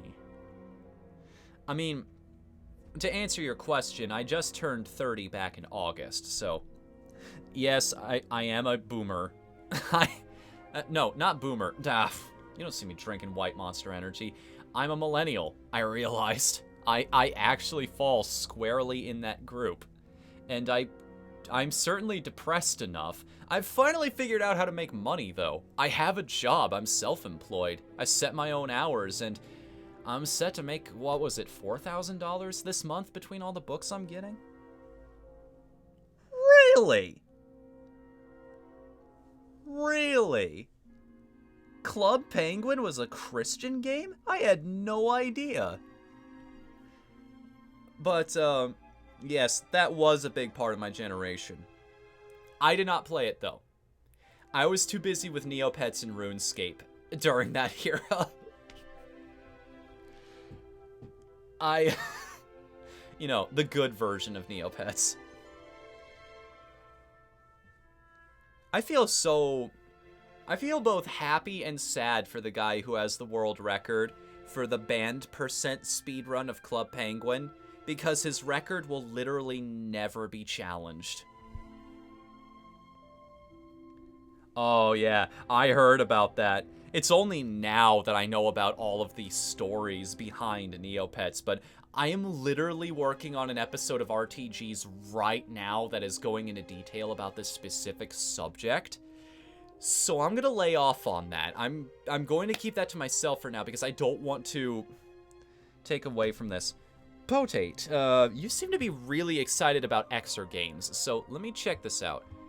An exergame, portmanteau of exercise and game, is a video game that provides exercise.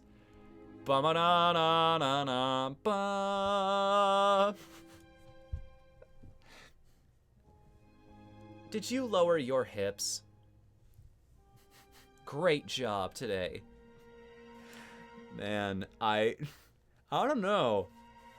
Because apparently fitness boxing, of all things, did exceedingly well in Japan.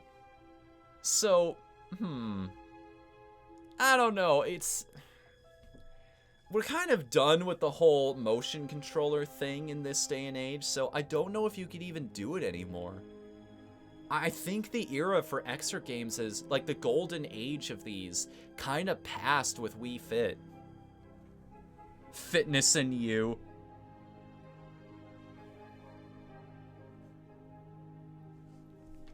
Alright, you sold me on it. What up, maggots? Are you ready to get the most heart-pounding exercise of your life?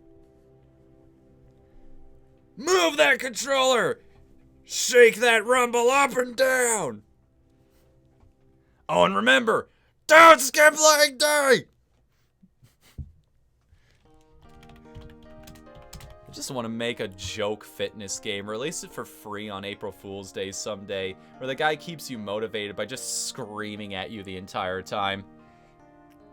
Dude, can we at the Borderlands devs right now, ask them if they're willing to make a fitness tape of Mr. Torg?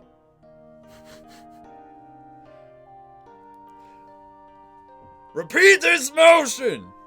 This one's called the shotgun. And fire. And fire. And 1. And 2.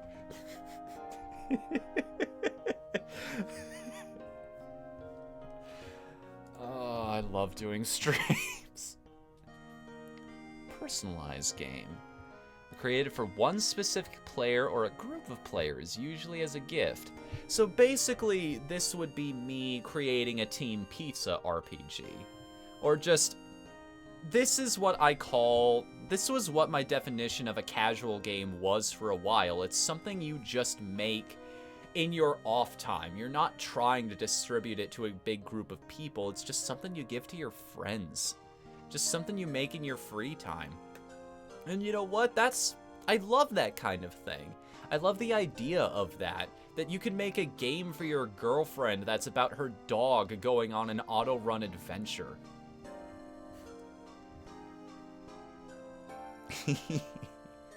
Exactly, that kind of thing, Lee. Serious games are intended to educate or train the player. Education, science, social change. Oh, did I write, here we go. Education game.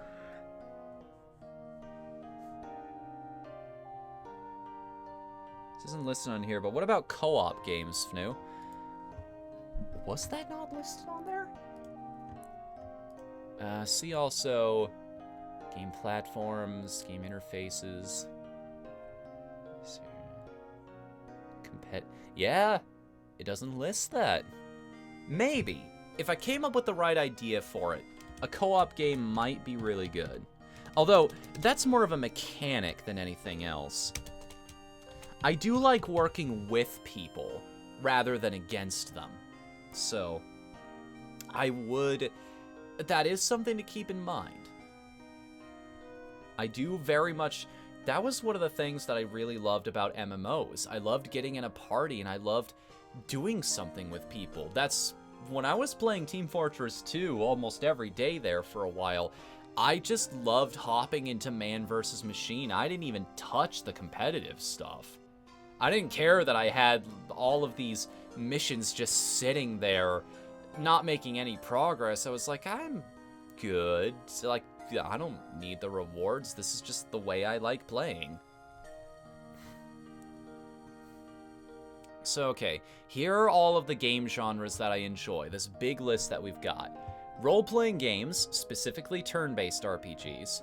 Roguelikes, platformers, beat-em-ups, Zelda-like adventure games, mon-collecting games, tower defense, rhythm games, Metroidvania, text adventure, visual novel, tactical RPG, sports games, party games, mobile app/app, board game/card game, idle game, education game, and fitness game. Just because of the name, Fitness NU. Follow my motions, everybody. This one's called the I don't feel like working on videos today. And stretch. And stretch for that joke. Alright. I think it's a good moment. Can you guys think of anything else that we don't have here already or that we haven't explored? Anything else on your mind, or should we just move on to the other two lists here, which are things I like and mechanics I like? I should probably put mechanics I like over the things I like. Because the mechanics will kind of inspire the things and vice versa, you know?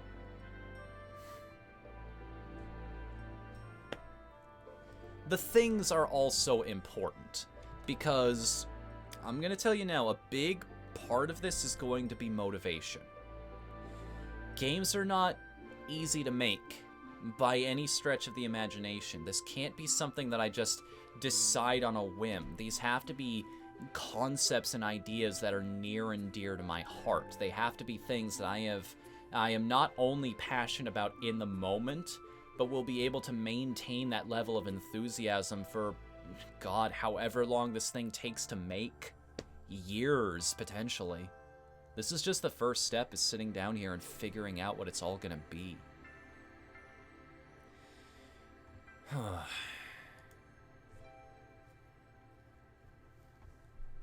So mechanics I like. We've already talked about dynamic music, games that let you skip the tutorial, but I'm gonna add one right below that because it's kind of associated. Games with very good tutorials. It's like, it's there if you want it, and it also doesn't waste your time. If you do decide to go through with it, it's not going to hold you by the hand or be condescending, and it's also not going to take an hour. to drill the finer concepts of the gameplay into your mind. What are some other things that I truly, really enjoy?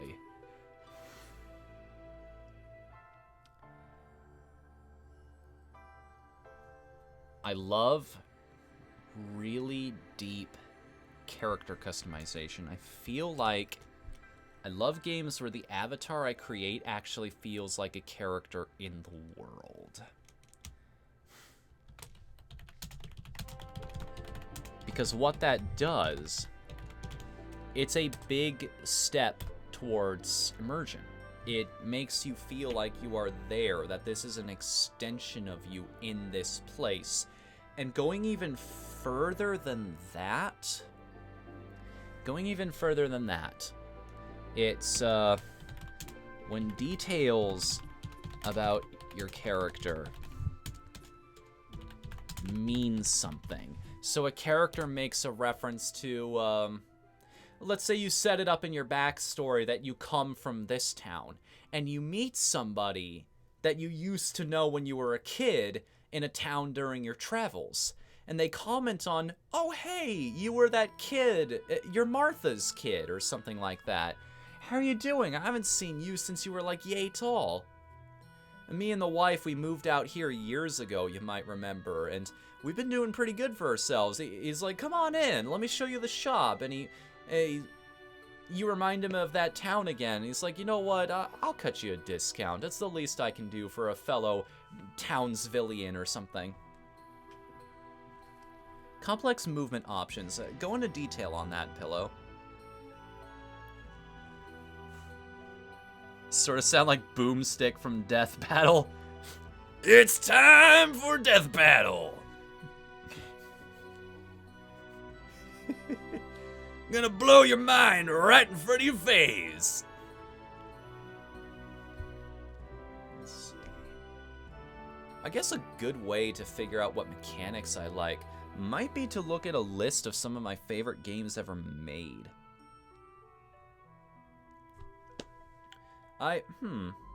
Oh, just being able to traverse your environment very easily. Yeah, I agree with that one. I'm gonna say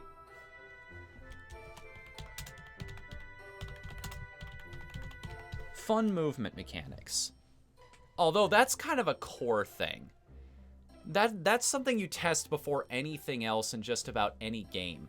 There's this very famous story about the development of Mario 64, where the first thing Miyamoto did is he just made Mario in a blank room, and he worked on the way Mario moved for months.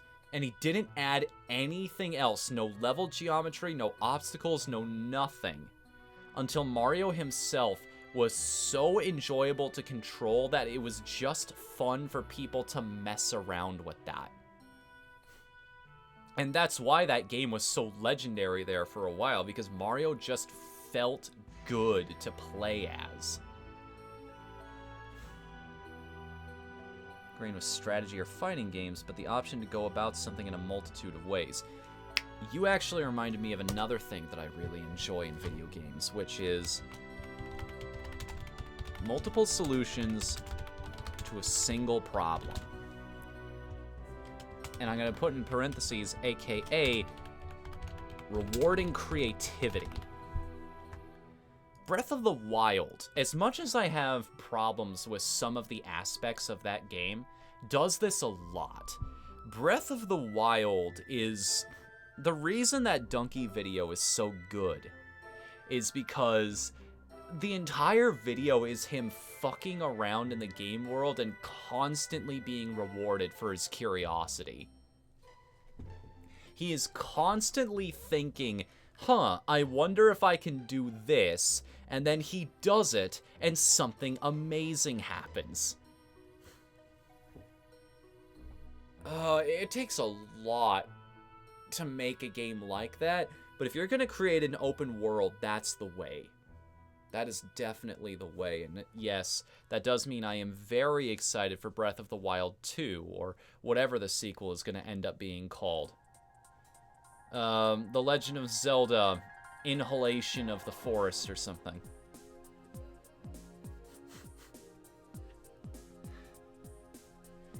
exhale when the circle reaches the... Okay, I'm done. I'm gonna open up another folder here. Video stuff. Top 8s. Where is my list of favorite video games? Essential game songs. Where is it? I thought... Is it somewhere... Old ideas, maybe? Favorite...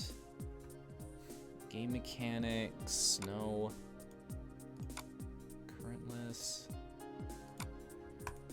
Well, you just got another behind-the-scenes look right there, but... What do you want most from Breath of the Wild 2? Get rid of weapon durability. Like, it doesn't have to be on every weapon. Like, yeah, maybe a wooden sword, that would break. Maybe a wooden sword would shatter into a million pieces if you cracked it over the skull of something wearing armor. But things like Mipha's spear? I had to beat an entire dungeon to get this weapon, and it only kills like 5 enemies before it explodes into glitter? Like, come on, really? And I need a diamond to reforge the thing? Screw off. Just make more weapons like the Master Sword. Make the weapons that are supposed to mean something in the world actually mean something. And beyond that, let me use them. Let me actually use them without fear that I'm going to lose them after about 10 minutes. Let me have fun with this reward you've given me. But anyway. Oh. Well, if I don't have my list of favorite games right here in front of me, how about I just, let me cheat on this. Let me go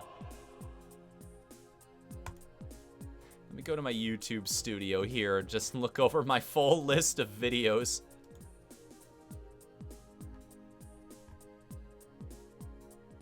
Let's see, where is it? Where is the 25 games of Christmas?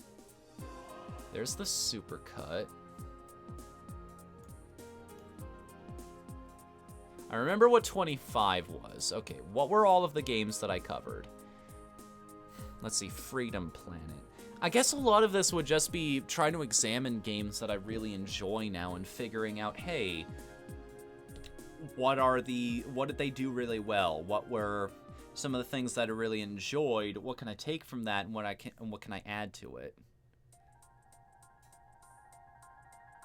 Let's see. Yeah, there's A Hat in Time, there's Freedom Planet, there's Link's Awakening, there's Crush Crush and Chrono Cross, Renowned Explorers, International Society. Let's go over these one at a time here. Freedom Planet was a platformer that had really fun movement mechanics, and again, more than one solution to every problem. You could sit there and fight the enemy that was giving you issue, or you could just drag and boost right past them. I want to talk about feedback loops for a second when it comes to Freedom Planet, because that game, Carol, I think her name was, the Wildcat, her motorcycle was the perfect example of both a positive and a negative feedback loop. If you do well in that game, if you explore all over the place, you eventually find that canister of gas that gives you the ability to drive up walls. You've got increased movement speed, more attack options, and I believe it gives you a little bit of extra defense, but you don't want to take advantage of that too much, because if you get hit too much, the motorcycle explodes, and then you're back to the way you were. And if you really needed those extra bonuses to help you tackle with the stage, well, kind of screwed. Might just have to get good at the game at that point. God, what are some of my favorite things in games? Oh, just thought of one. Looking at Crush Crush again. I love when a game has a sense of humor. I love when a game doesn't take itself too seriously. I love when a game uses humor to make you invested in the world. Because that's the easiest way to get people to like characters. If they're funny, if they're charming, if they're lighthearted and quirky, and if they feel like people, people will empathize with them.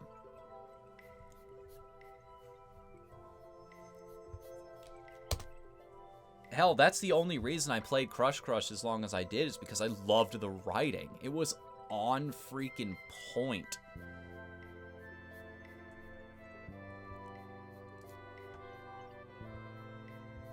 What did... Hell, again, Link's Awakening. That's one of the reasons I love that game so much. I love Link's Awakening specifically because it's this really, like, weird and funny little world that you've plopped into up until about Chapter 6, when it just rips your heart clean out of your chest and holds it in front of you. Oh, you thought this was a whimsical adventure with nothing serious going on, right? Too bad.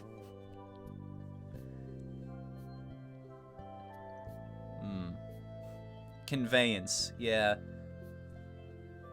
I love how Ego Raptor made that such a big video, and now everybody understands the concept of conveyance. Hell, Renowned Explorers International Society does that too. And it fits too, because the world is so cartoony.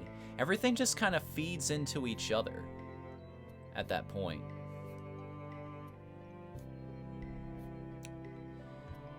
Banjo-Tooie. What did Banjo... Why didn't I think of this? Hang on a minute.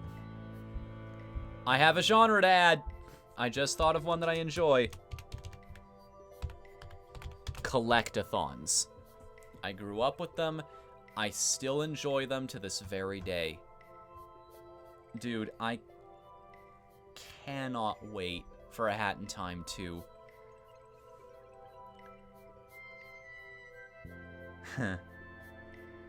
I mean... Yeah... Did you ever try Battle for Bikini Bottom? I did way back when. I played that game. I rented that from Blockbuster back in the day.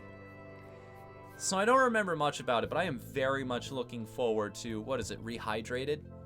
Battle for Bikini Bottom? Hat in Time 2 is in development? I don't know, but it should be. It definitely should be. There's DDR. Fun characters, really good music. Klonoa 2.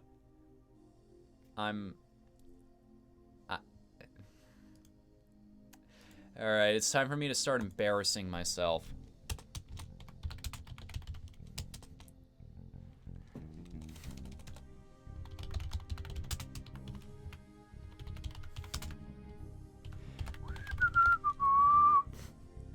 I'm not gonna lie, it is a thing I enjoy. What else did this make me think of? I like cartoony aesthetics. You know what? I'm just gonna write down good aesthetics. Or should that be its own category? Cartoony, anime aesthetics I really like. What are some other very beautiful... Oh! I love the low poly look. I love pixel art when it's done right. Hell, I made an entire top 8 about this. Some of my favorite looks that games have ever had. The craft look is another big one that I remember. I actually had an idea a while back to make a Paper Mario style RPG. I would just take textures of construction paper off of Google image search, and I'd cut them out in a picture in a picture program like paint.net or something, and I'd just build characters out of the paper. I do like an RPG style thing. What else did we have? What else did we have? Wild Arms 3. The sheer, not only a game that had a very good aesthetic, not only a game that has an incredible soundtrack. I don't think there's anything new we can learn from Wild Arms 3, being one of my favorite games ever. Other than that, it was just a really damn good JRPG.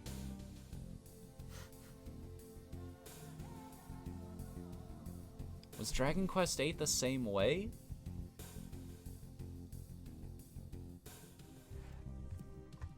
It did just make me think of something, a mechanic I like. Different builds. I like... Dragon Quest VIII reminded me of this specifically because of how abilities work in that game. Every couple times you level up, you will get skill points that you are allowed to put into one of several categories that a character has. And it does not tell you how close you are to your next ability. You can put, let's take the hero character, for instance. You can make him proficient in swords, spears. He has a courage stat, which is related to some other abilities. And you never know. You could put all the points in there, and you'll only be getting yourself closer to the next ability. And you're left there thinking, oh, what could it possibly be? You may unlock a new ability, you might get some stats, you might get a passive bonus that's always active, you just don't know. And that's part of the mystery in that game, that's part of what makes it great. I highly suggest if you're ever going to play Dragon Quest VIII, do not look up a guide to help you optimize your character, quote unquote. Just play them the way you want, and then start the game again once you see the credits. And try something different this time. Play through, experiment, try some new abilities. Who knows? Sup, Chat Giraffe? How you doing tonight, buddy? What was this one again? Oh, wait, I recognize that silhouette now. Yes, I know who you are. Yeah, Saints Row. Saints Row was another game that was absolutely wonderful because of its sense of humor. I have never seen a game that gave fewer fucks than Saints Row 3. Sorry to hear that, man. Hopefully I can pick up your night a little bit. I even made a joke about this. It's like, I wonder who that is. I cannot possibly... It's Bowser. It's Bowser in the Koopa Clown car. It's Super Mario World. Holiday Oh, that's Mario Party.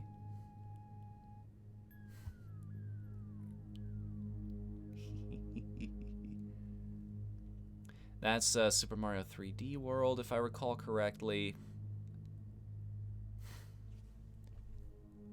I honestly don't remember what that is. There's Shantae and the Pirate's Curse. Oh, wait a second. I need to remember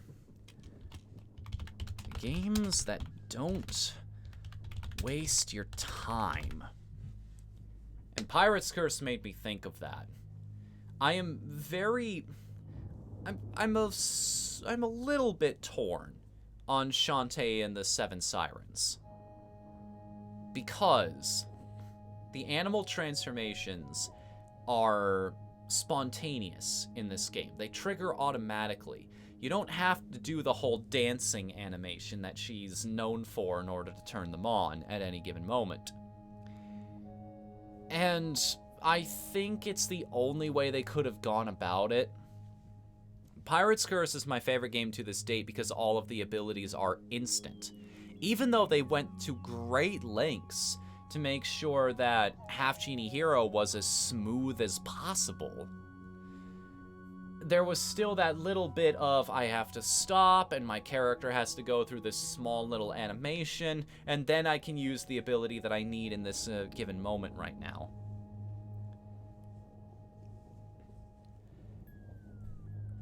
Making them immediate, even though it gets rid of a classic aspect of the character, which is the dancing to activate magic, I think they've earned it at this point. I don't think the fan base is going to hold it against them.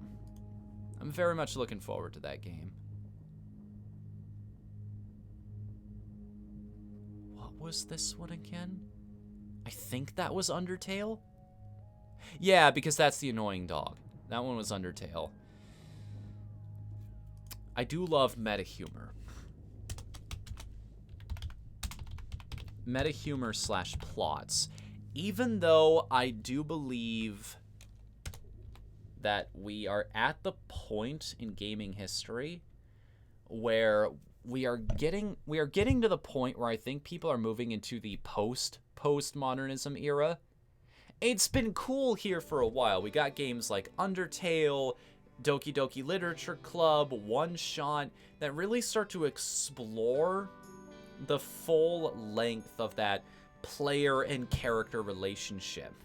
It really takes a long, hard look at the idea that you, as the observer, are kind of a godlike being in these universes, because if something doesn't go the way you want it to, you can just rewind time to a point in history where you can go off and do it correctly this time. You have as many chances as you need and want, and you never run out of motivation to try and see the end of it. Games that address that, I think, are very, very cool, but I don't know what else you can do with it at this point. I think people have just been... The element of surprise is gone. It's still clever, and you'll still get brownie points for doing it, but... Wonder Boy and the Cursed Kingdom? I think I have that one, actually. No. I have Wonder Boy and the Dragon's Trap, but I have tried Cursed Kingdom, and it is glorious. That game is so good. They're planning one last print run and then no more. I will definitely pick that up. Definitely pick that one up, especially considering I will have some money to work with here. Star Fox 64. Oh, I'm kind of pathetic laughing at my own dumb descriptions of these videos. Star of Wonder, Star of... Get this guy off me!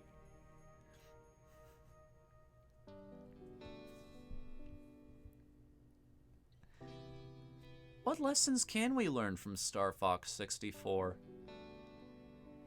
You know, some of the mechanics that we've mentioned already, like different builds, that plays into replayability. I should probably just mention replayability. Roguelikes do that a lot. The whole point of a roguelike is to play it again and again and again. But there are also other ways to go about it too. Like, as I mentioned, different character builds and different paths. Offer people different routes, all leading to the same place. Star Fox gets away with that because it's a rail shooter. You don't have to take the same path every single time in Star Fox 64. I don't know if it was also like that in Star Fox Zero, but then again, I don't devote a whole lot of brain space to Star Fox Zero anymore. Harvest Moon. Harvest Moon 64. What lessons have we learned from that game? I already put cute characters onto my list there. You know, at the end of the day, Star Fox 64, Stardew Valley, I like games that make you feel good. I like games that give you a reason to smile. I like games that are kind of uplifting, that have a message of hope beneath them. Something that just brightens up your day.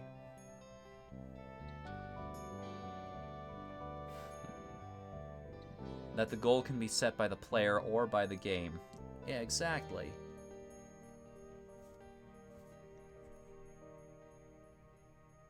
Have to head off, but you're getting there, Fnu. Hey, see you later, Pillow Sledder. Thanks for being here, man, and thanks for contributing.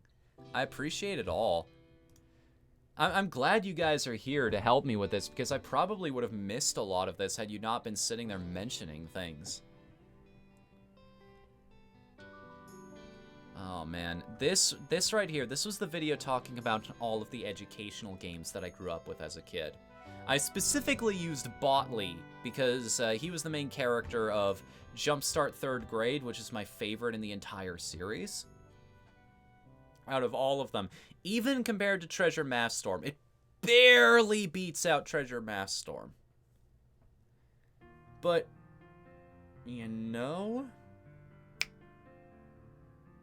this is one of my favorite songs in all of Final Fantasy, by the way.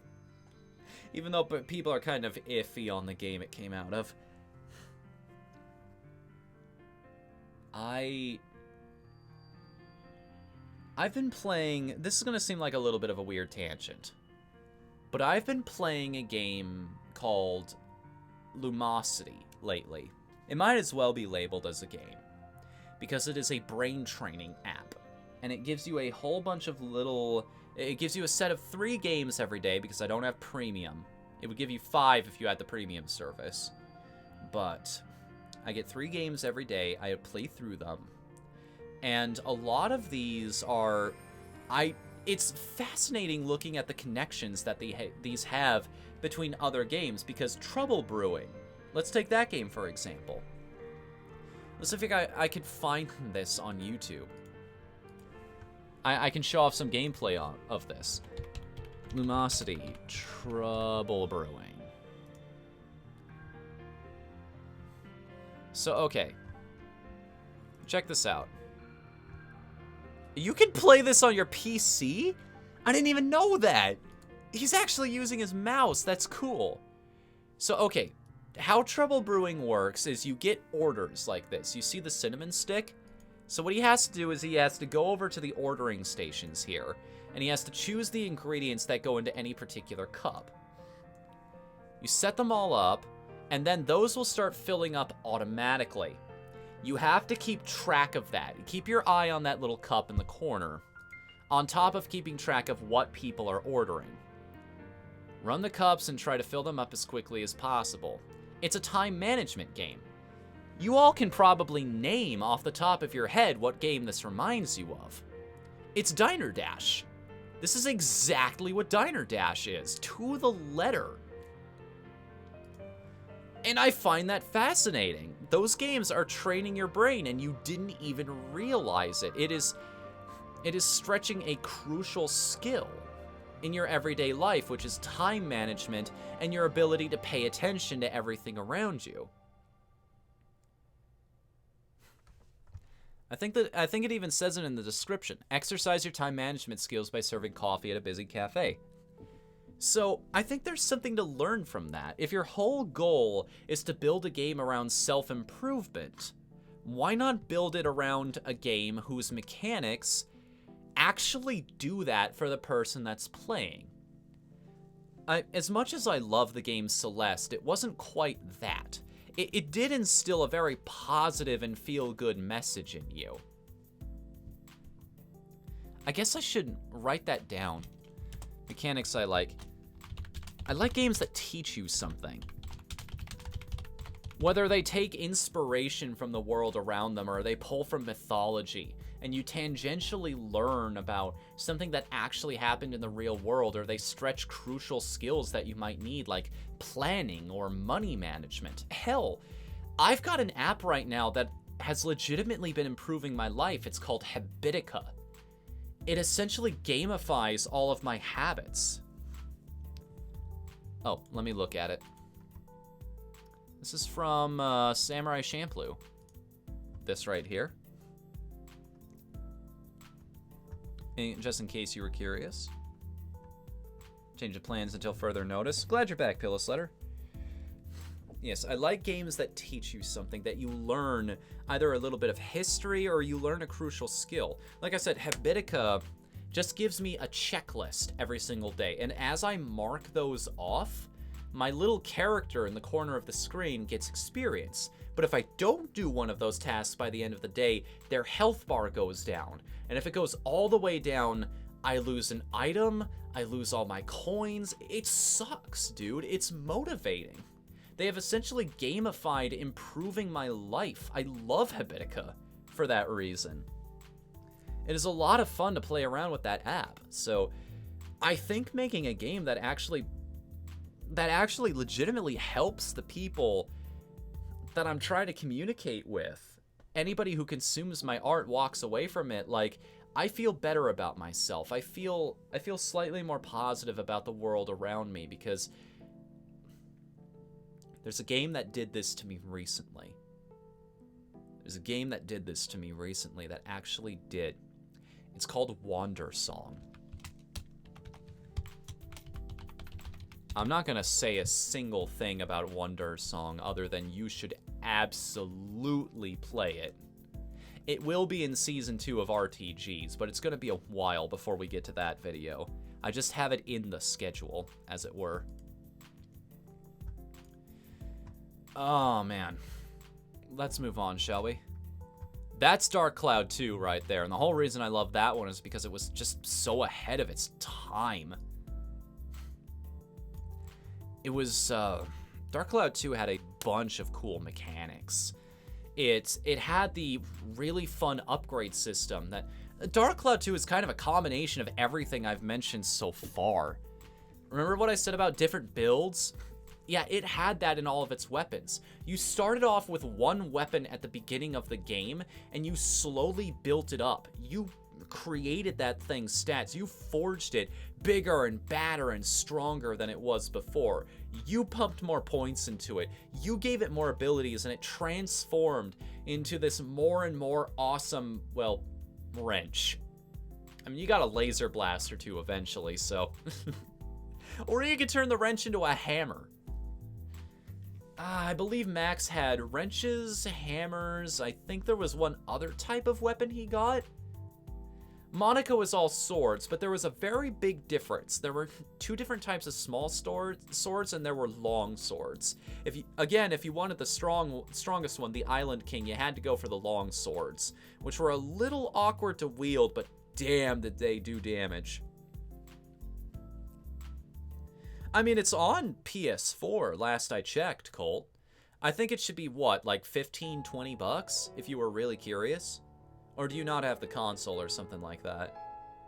I mean, if you really, really wanted to play the game, there are ways on PC. Sorry, I didn't... What? I lost my train of thought there for a second. I was just kind of rambling off about nothing, you know? And again, it had... Oh!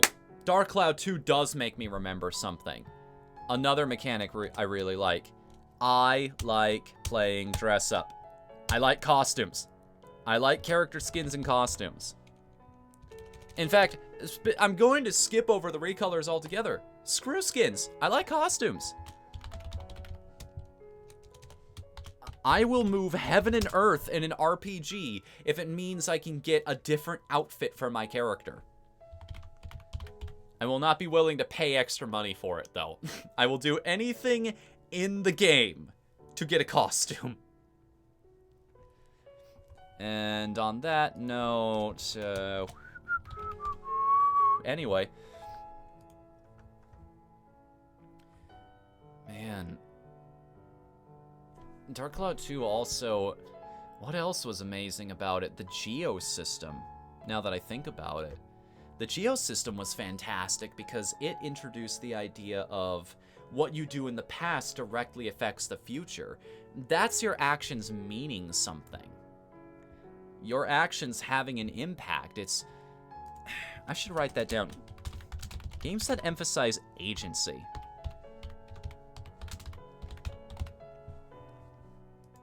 Personal player agency. Because that's the whole point of an interactive medium. The game developer is only half of the storyteller. The rest of it is up to the player themselves. It's how they handle combat. It is how they solve problems. It is how they move forward in the world that dictates everything about how the narrative progresses. It is their choices, it is their decisions that push the narrative forward.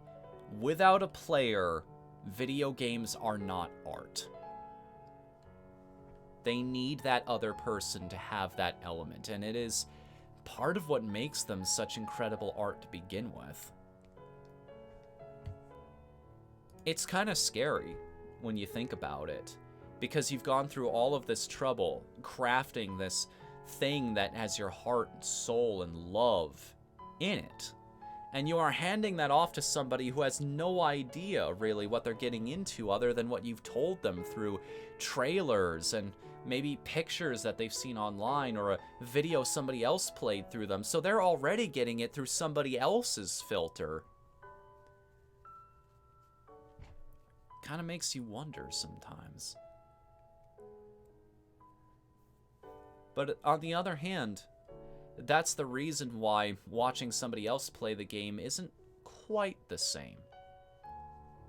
It's not quite the same because actually having it in your hands and being able to decide how things progress is something entirely different. It can completely change a game. Brothers, A Tale of Two Sons. Watching that game is not the same as actually being there and playing it.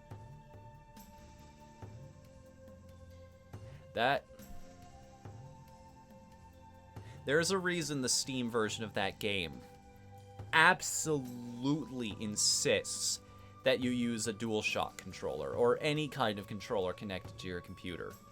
Just trust me on this. That's another game you should go into knowing absolutely nothing about. Oh, is that everything? Wait a second. One other thing that... Because looking at Dark Cloud 2 reminded me, I really like side quests in video games. I really like the idea of a character having hobbies. There's something else you can do to take a break from the adventure. Just something fun that you can choose to go participate in for a while, and maybe it has little bonuses attached to it. Some other little thing you can do, like, you can actually go catch fish in that game, put them in an aquarium, and then you can raise them and breed them, and then you can enter their children who are even more powerful and have better stats than their parents did in fish races. And it's like, none of this has anything to do with the main plot. It's just something you do. And it's awesome for that. God, I'm gushing again. There's so much to Dark Cloud 2 that's worth playing. And don't even get me into Spheda. Ninja Golf indeed. But, so, I like side activities. And more, wait. Fun and creative side activities. But I want a game where all of the content feeds back into your main goal. This is something that bugs me, even in some of my favorite RPGs ever made, like Paper Mario and whatnot. This is something that actively bothers me about those games. So, your goal in Paper Mario: The Thousand-Year Door is to open said door, to find the X-Nauts and where they have taken Peach, to stop them from whatever the hell it is they're doing. Now here's the question. Fighting Hooktail has nothing to do with the X-Nauts. Fighting Rockhawk has nothing to do with the X-Nauts. It's a fun little thing you go do, but Paper Mario treats itself more like an episodic cartoon than it does one big story. Wherein every single crystal star that you go after is sort of like an arc within the grander storyline. It's a side detail. It's something you consume and then forget about. And eventually, in this very roundabout way, it leads back to where you began. And now we're going to talk about the X-Nauts again. Imagine if every single boss you had to fight, every single world you went to, you found their influence. They were there messing things up and you had to defeat a different general with their own personality. How would that have changed the game? And you wouldn't have to change much either, is the thing. One of them just tricks. One of them you see a small cutscene where one of them purposely feeds the crystal star to The dragon at the top of that place specifically feeds the crystal star to Hooktail so that you will have a harder time getting it. Or specifically, like, there was one example of this, is the funny thing. In Chapter 2, when you're going to the Great Tree, Lord Crump was in there, and he was trying to nab the star for himself. And you ended up having to fight him. More of that, please. More of circling back around to what, like, let's be here for a reason. You know? All of it feels like it is working towards the motivation that you had at the very start. And even really good games, even fantastic games like Cat Quest, sometimes you're looking at some of the side quests you come across and you're like, should I really be doing this while my sister has been kidnapped? Shouldn't I just be rushing north as fast as possible so I can fight that dragon? I don't know. Kind of sounds like Kamek? A little bit. Are you talking about the Yoshi's Island version specifically? Because yeah, Kamek was the reason that you had all of those fortresses in your way. Kamek was the being that gave all of that power to all of those random enemies and turned them into boss-style foes. Kamek is the persistent enemy throughout that entire game, and it's kind of rad.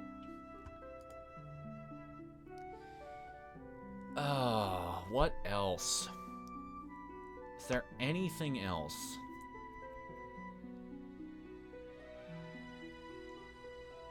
You know what? I do have an idea. One other thing that... This is the game that just keeps giving me ideas the longer I look at it. Things I like. Cool female characters. I'm not saying strong specifically because that has kind of a stigma attached to it these days. It's like I'm going out of my way to make her a strong female protagonist who has no need for any man. No. Just make a good character who just happens to be female. Make her a lead. Put her in the party. That's another mechanic I like. Parties of characters. Because you get so many fun dynamics if you have a group of people together who are all chatting with one another and talking and discussing, you know, bickering and bantering, going back and forth, you know, seeing how their personalities bounce off of one another. But it's also the idea of companionship. You get attached to these guys after a while if their personalities match up. The more of them you see, the better they get. The more layers you peel away, the more human they become. And after a while, you realize you really do care about these guys. You want to help them achieve everything they're trying to do. Is there a game you like so much you don't even care about its flaws? Yeah, that's Dark Cloud 2. That is all three of the ones I had at the end of the 25 games of Christmas. That is Dark Cloud 2, Guitar Man, and Elite Beat Agents. I am totally willing to I am not even... The only one that I would claim is absolutely perfect as it is Guitar Man. And I will stand by that. I still stand by that statement. Guitar Man is absolutely perfect. You don't need to change a thing. Dark Cloud 2 has flaws, like the dungeons can get a little repetitive after a while, but it's so satisfying to play, like, who cares?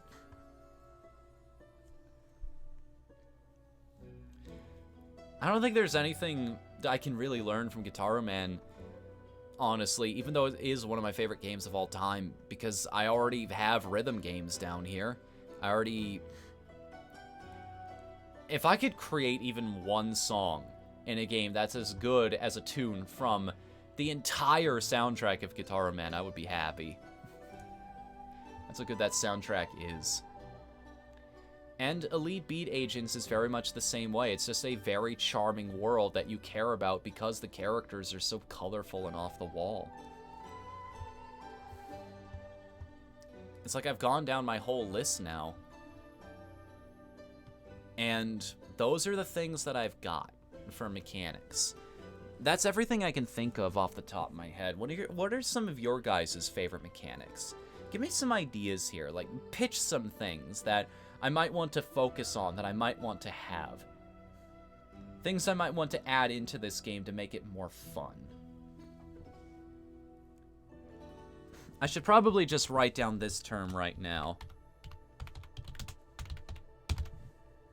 Now, in non-game dev speak, let me explain the concept of versatile verbs. You know how Mario's jump isn't just a jump?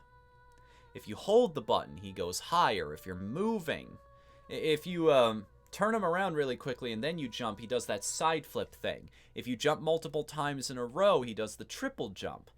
Now, you could have designed the game in such a way that different buttons on the controller did all of these different things, but why overcomplicate things, right? Why not just take all of those actions and smush them down into one easily understood button press? That is a versatile verb. His single jump can do so many different things. You can kick off of walls with it. You can get to new heights. You can bounce off of enemies, thereby taking care of a threat in the environment. You can dodge hazards. You can... all kinds of things. And you can ascend in a multitude of different ways if you know what to add to it. That is a versatile verb. It is a single character action that can be applicable to many different situations. You play around with it and you get all of the potential and personality you can out of that one thing. Versatile verbs are great because they not only give the player more options, but it also gives them a shorthand, a language to work with, if you will. Because if Mario's jump is so useful in so many situations, you can teach players that this should be your go-to. This is your main tool for solving every single problem that you come across. Is there a gap in front of you? Jump over it. Is there an enemy charging your way? Jump over them, or onto them if you're feeling like grabbing a couple extra coins from defeating them. If you want to take that risk of trying to land directly on top of their head, and if you do, you'll get rewarded for it. You might want to put that under fun movement mechanics. I might want to put fun movement mechanics under versatile verbs, because there's so much more to it than just what I'm describing. I highly suggest looking this up on YouTube sometime, because it is a fascinating subject. There are so many games that do it in so many different creative ways.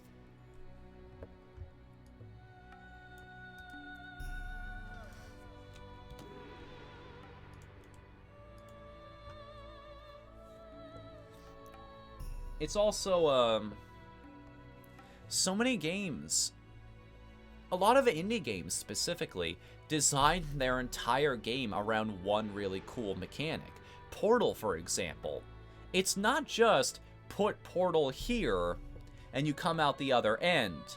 Eventually you get the ability to create two kinds of portals, and then you discover that portals carry your momentum, and then you discover that if you do that infinite looping trick, you can build enough momentum to just rocket yourself out and over a gap into another place. There's so much more to that mechanic. Even Celeste, a game that I have talked about multiple times tonight, speedruns of that game look completely different than a casual playthrough. There are so many aspects to the dash and the jump that are not even touched on until very hidden away levels. That game does not teach you about its most advanced mechanics until you get to bonus levels that you probably will not play until long after you have completed the main story. You will not find out about things like extended hyper jumps, or bunny hops, or anything like that, or wave dashing even. The game knows these things are in there, but it won't tell you until you get to these specific side levels, and that's kind of awesome. Yeah, experimentation, Colt. Oh, man. Yeah. I'm going to put that in here. Some form of experimentation. Now I'm going to list the... It's sort of like crafting in other games. If I stick these two items together, what's going to happen? It's sort of like when I was a kid playing Dark Cloud 2 for the first time. Okay, so what I do in the past affects the future. If I place down a couple more trees, will they actually show up when I go through the time portal? Turns out no, but how badass would it have been if that were the case?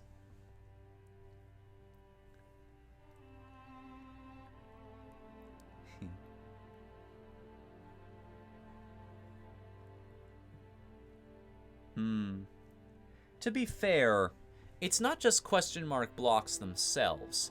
Mario has several different kinds of blocks that he can interact with, and they all do different things. And then again, you really want to play around with that. Look at something like Mario Maker 2, because item blocks can do all kinds of things in that game. And then there are also mechanics like Super Mario Brothers, New Super Mario Brothers 2, which that name has worn out its welcome, hasn't it? That game has really not, how you keep on jumping into a block, and if you do it fast enough, it ends up on Mario's head, and now it's a mad rush. Now you have to keep him moving as long as possible, because as long as he's at top speed, you keep gaining coins. That's another good way to use that one. Man, I have just realized I have spent 3 hours sitting here doing nothing but talking shop and coming up with a list of, like, here are all of the things that I really enjoy. I'm just gonna blitz through the things I like at the end here. Let's see here.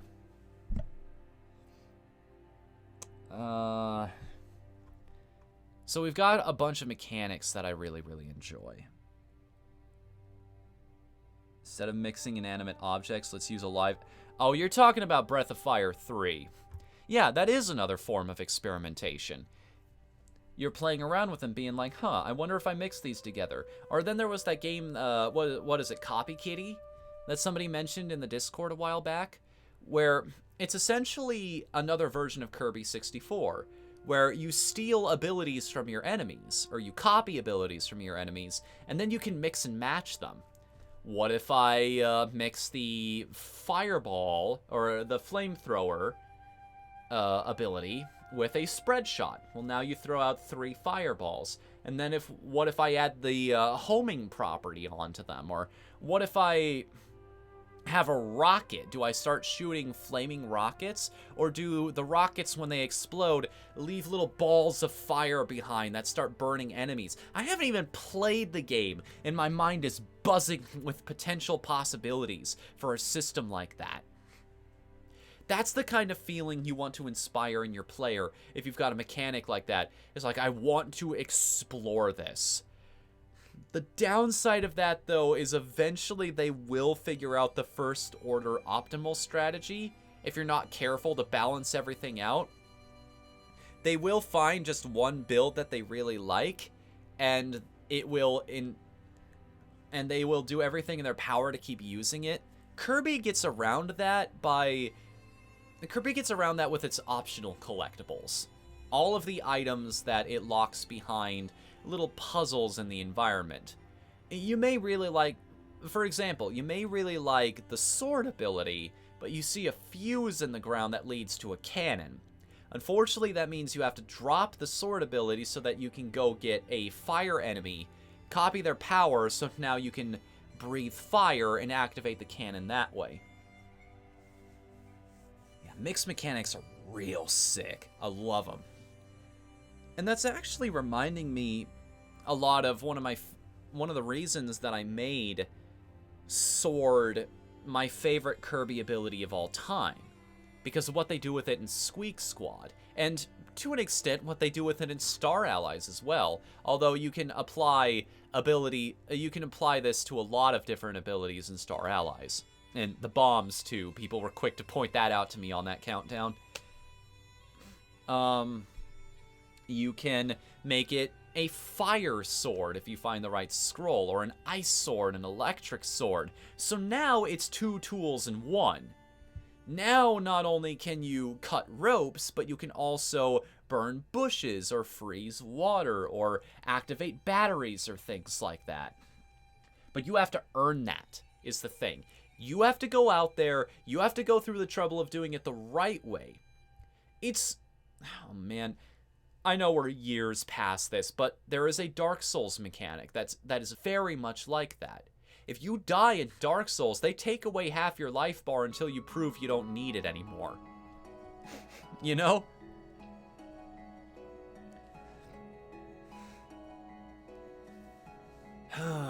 And Gunstar Heroes is another example of making sure you don't make one weapon more obviously powerful than the others in a way that has no real downsides. What is the go-to in that game? Isn't it the... Oh, there's a death laser. It's like a really short range weapon, but it just eats through health bars if you do it right. Oh, I'm trying to recall now. Oh, well, it's been way too long since I played Gunstar. Let's see, what other things do I really like? What do I want to be in this game?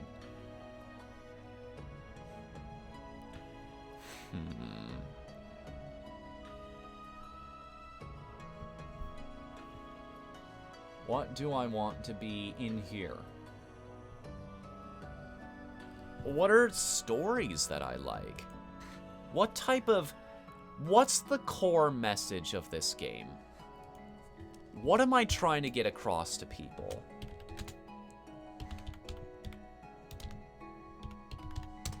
What is the core principle of this game? What do I want people to take away from this piece of art that I have created?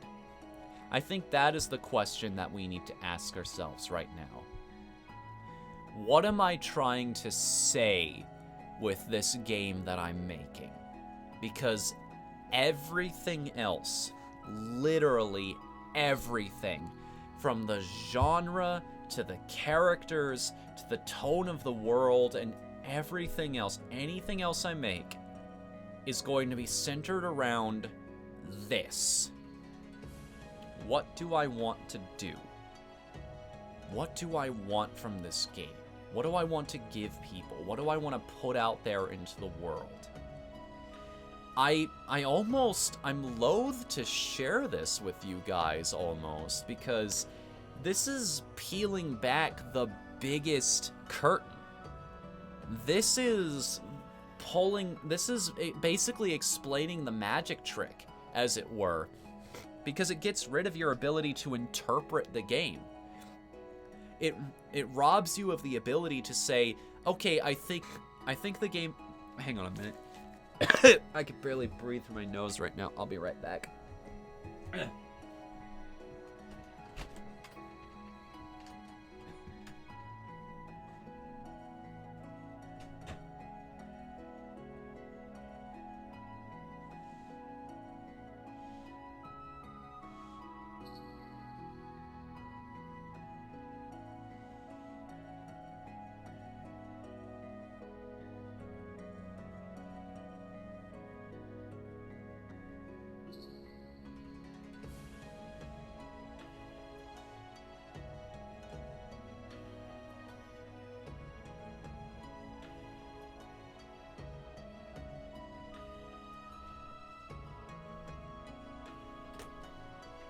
Sorry about that. I don't know if it's just like allergy season for me or what. Or I had this same problem during the visual novel streams. You remember that? Back when that was a thing? If I just talk too much, my nose starts to stuff itself up like crazy. But yeah, maybe I'll keep that to myself. Whatever the core principle ends up being, that's not something I'm going to tell you guys. Because then I'm taking the most important part of the game away from you, which is your ability to take what you want from it. My skill as an artist will be defined by, this is what I'm trying to say to people. How many of them actually got it? And it's a fine line, too. You don't want to be heavy-handed, either. You don't want to just, like, cram your message down their throat to the point where they roll their eyes and start tuning you out, you know? But at the same time, if you're too abstract and out there, nobody's gonna really get it. Nobody's gonna feel the way they were quote-unquote supposed to. It's a very delicate balance to take, so I'll hold on to that one. For now, let's go back down here and think about some more things that I like. What are some things that make me happy? What are some things that I truly enjoy? I like underdog characters.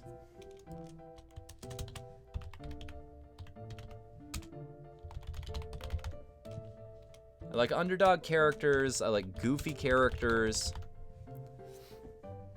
I like really good music. I should probably put that right at the top, considering what I said earlier in the stream about music being the second most important thing in a game.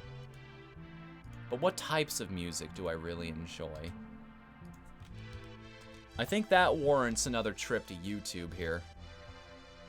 Let's open this up on a new tab, because there are some playlists, there are some private playlists that I don't really share with anybody. But I have this one called My Favorite Game Music that I just listen to now and then. I should probably create a personal account for this kind of thing. But this should give you if you would scroll through this, it would give you a very good idea of what my taste in music actually is. You'll start to pick up on, I like very intense themes. I like music that has a lot of energy. This is why I did this. Like, actually talking it out with you guys, is making me realize things. I like energetic music. I like pump-up music. I should probably put these right next to each other, just like I did the aesthetics. Metal music, energetic music, pump-up music, which, if you do it right, those are all the exact same thing. Man, why aren't we just listening to some of these tunes? Hold on, put a pin in the relaxing music beats to study to for a second. Alright, I can't listen to Modern City Escape because it has lyrics in it, and that's distracting.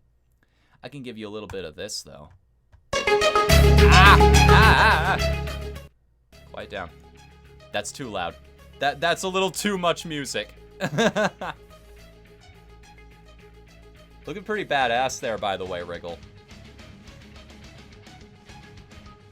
Listen to that build-up, man.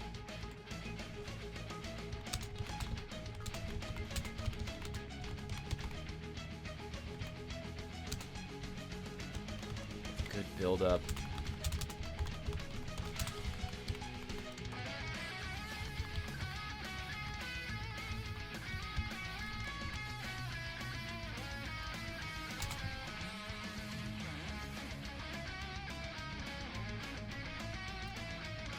If you guys are interested in finding this song, by the way, it's called Eclipsed, and the artist the Circle. You'll find it more easily if you're looking for the Circle rather than the artist on YouTube. I found this out the hard way when it comes to Toho music. You're looking for Crow's Claw. But yeah, songs like that, there's no other word to describe it. I like songs that are epic. I like songs that are intense.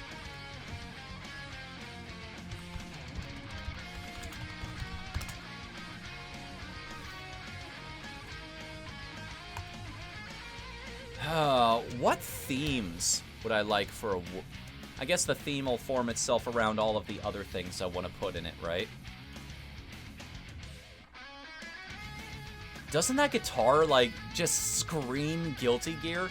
Like, let's go back and listen to that part again. I'll even turn it up a little bit.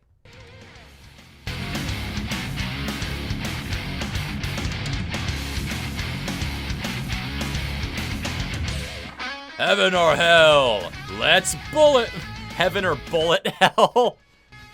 I laughed at my own dumb joke.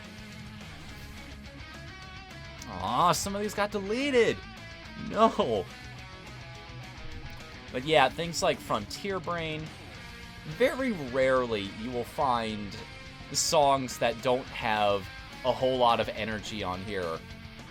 But even then, it's something usually like Gundorata Workshop, which in its own way has very powerful moods to it.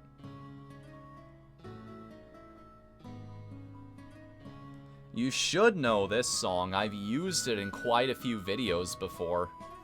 Just because the soundtrack to DC2 is so damn good.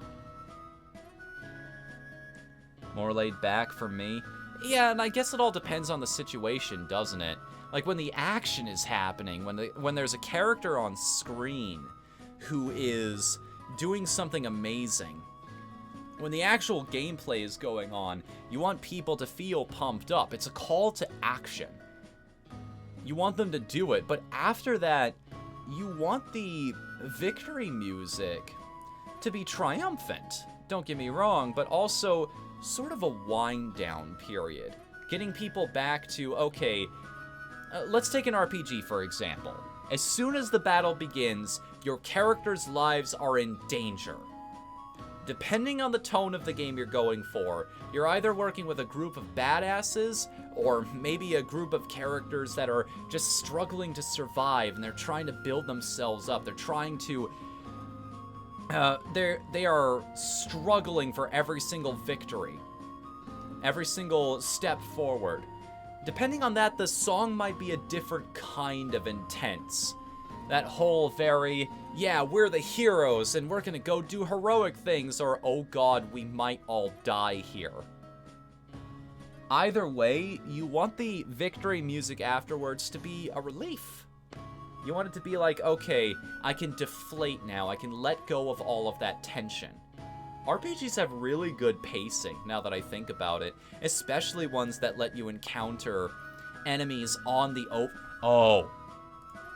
I need to write that down in mechanics.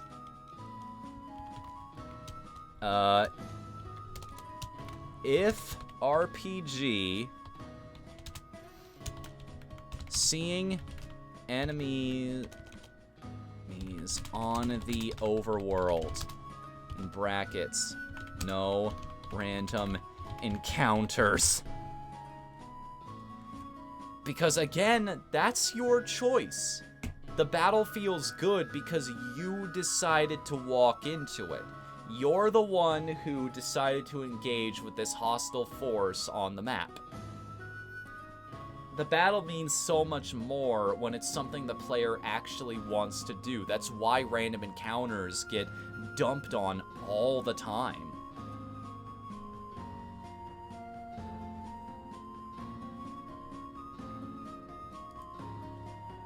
What other type of music do I like? I already wrote down electronic music, right? Music. Yeah, electronic.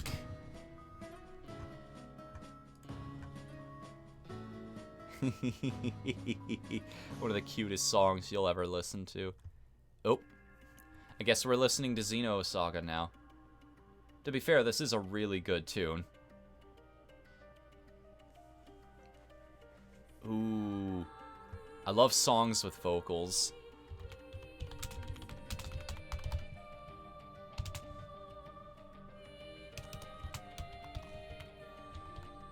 Chorus or a single singer. It's very hard to go wrong with vocals in video game music, I find. Even something like Theme of Wind, the credits song from Castlevania Symphony of the Night. People don't people don't really hate on that song that much. Or if they do it ironically. I'm gonna turn this up a little bit because I want to hear it.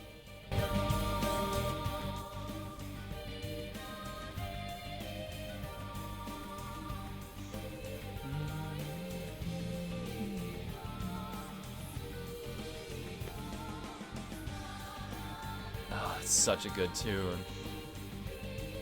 I should put it in a playlist that shows that it's one of my favorite video game songs of all time. Yeah, I think I'll do that.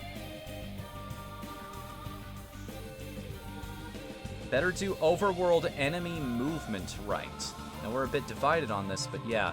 Explain, Pillow Sledder. I don't think I'm aware of what you're talking about right now. How do you want that to happen? I'm legitimately curious. If we're going to address this, it's now, while we're still in the concept phase of the game. While we're still trying to figure out the nitty-gritty, while it is still just words on a paper and we can completely change the direction into something bigger and better. Speak now or forever hold your peace. We are all in this together. I mean, ultimately, I'm going to have the final say because I'm the guy who's going to be working on the thing. But I'm very curious what you guys want to contribute to this project. Songs with vocals, what else? Underdog character right there. I love strings. Strings are some of my favorite instruments.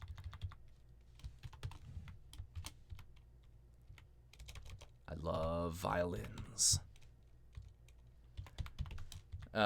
Chalk that up to being an orchestra kid for a long time.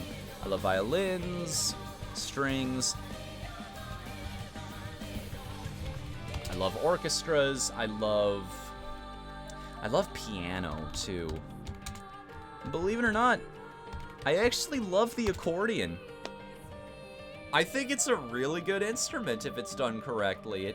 It has a feeling, it has this air of whimsy that a lot of other instruments don't. And if you don't believe me on that one, go ask Mr. Accordion, who did what I think is the definitive cover of some Yoshi's Island music. I think this is the one. Yep, that's the one.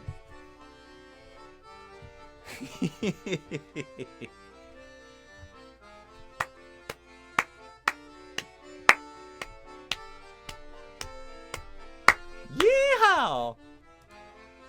Oh, good stuff. Good stuff. What else we got on this list? Plasma Ray theme. That's just a really intense boss battle tune. Ah, here's a more laid-back tune for you. But I mean, it's Vert. So of course it's gonna be good. Dude's kind of a musical genius. I wish I could be even half as good as Vert is.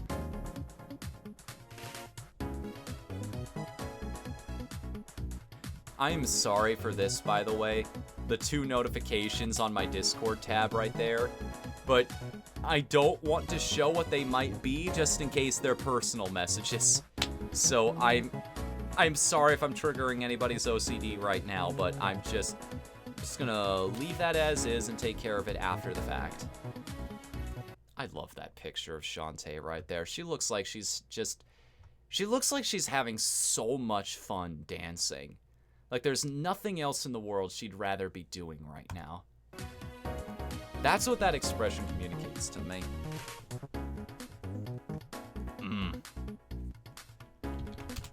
Good beats, good drops. A good drop actually builds into this whole build-up thing and then fantastic payoff. If that drop just hits, if it just goes off at 1,000,000 miles per hour, you can... This is something that actually bugs me with music. If I listen to it multiple times, the one thing that gets me is some songs have too good of a build-up.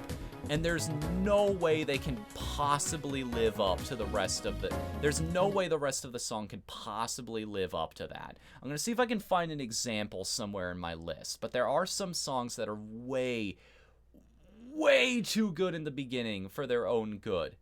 Because they can't possibly... Oh, man. This happens occasionally. Like, Ubisoft will just do a major sweep on the Rayman Legends soundtrack, and for some reason you can't listen to these songs anymore. Keep having to find new channels. Not that one, not that one. Apparently this isn't as big of a problem as I'm making it out to be.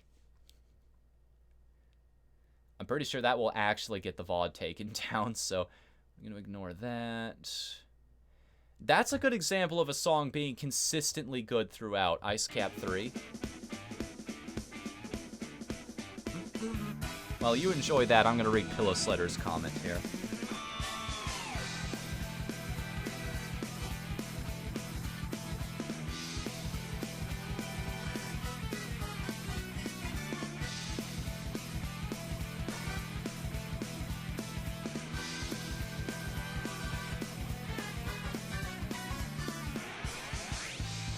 I'm not entirely sure I get...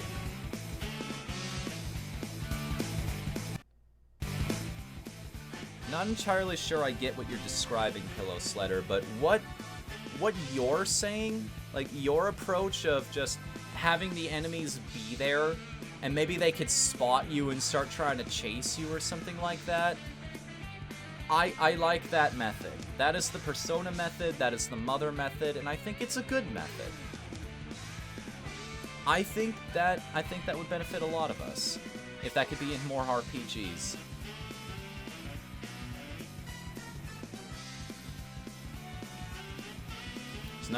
There's not a boring moment in this entire song.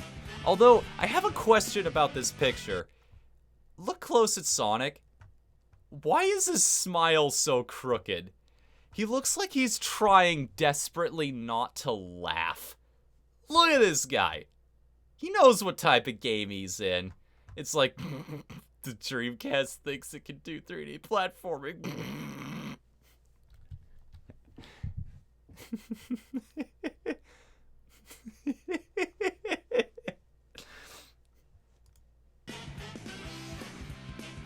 Oh, man. Saxophone is another really sexy instrument, isn't it? That's another one that just has so much character. Instruments, you'll find, the more you get into music, certain instruments have a personality to them. Certain instruments, if you use them, will just tell a story by themselves. They have character. They add a certain level of something to the song that wasn't there before.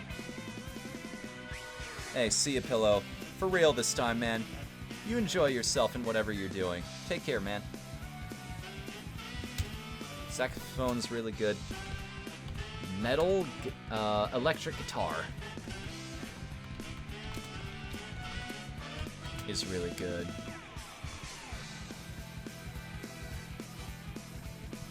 I should probably just put rock there. Just in general. Some people think of rock. I think I've listed a lot of the genres that I enjoy, a lot of the types of instruments that I enjoy. I love doing this, man. I'm glad I can devote some streams to just researching. Trying to understand and speak out from my head. Put into words music theory and game theory. Not that kind of game theory. Game design theory, I guess. That better not be his next alternate channel, I swear to God. Chiptune! Or is that what I'm going for? Just gonna say retro game music for now, because you can really push things in Famitracker if you add more tracks and instruments to it. It doesn't have to sound like it did back in the day. It doesn't have to have all the limitations. In fact, it shouldn't. If you're gonna make a retro game, you should make it sound and look way better than it could on the original hardware, because everybody's nostalgia glasses are rose-tinted. They remember those games being better than they actually were, so why not indulge them, right?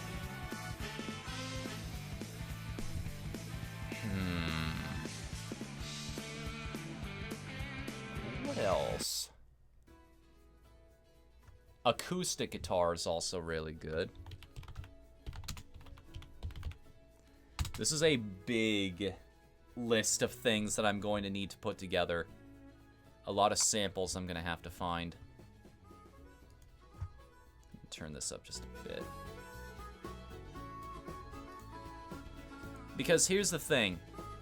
Check that out. I do have FL Studio.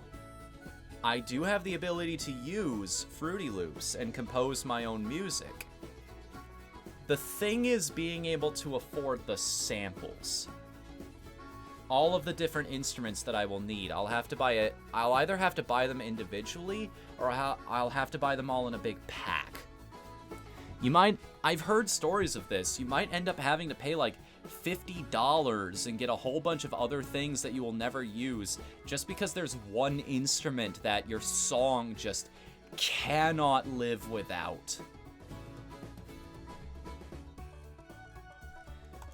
And, you know, that's just part of it.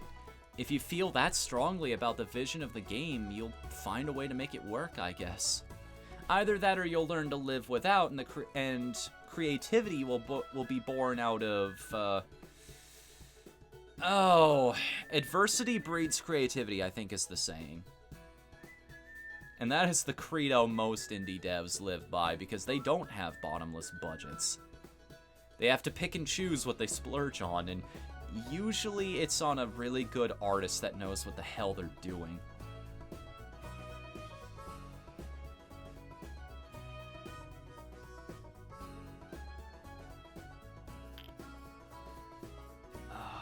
What else? I'm just going off on the music here. Like, I'm putting way too much thought into this right now, or maybe I'm not. Maybe I just want to. Maybe I just want to be Guilty Gear, and I want to create grunge metal band the video game. I want to distill the power and the essence of AC/DC and Gwar into a fighting game.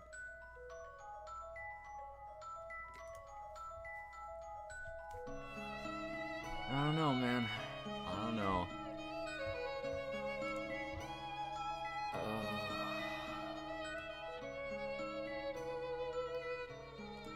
Why don't I listen to these more often? You hear that? And then it just hits. Song tells you, alright, we're going on a ride now. We let you in and just boom, it takes off. Love that shit. And it doesn't let up either. The pacing's perfect in this tune. We're getting to this crescendo. It's the same level of energy. It's just one more beat after the fact. And then, if I remember this correctly, yeah, it sort of backs off just a little bit to let you catch your breath, change the level of intensity, make sure you don't get bored of the tune, and then it comes back even stronger. God, I love studying music. Chat's really quiet, so I should probably stop nerding out about this kind of thing. Oh man, the Soul Calibur 2 opening. This is another example of trumpets being really powerful.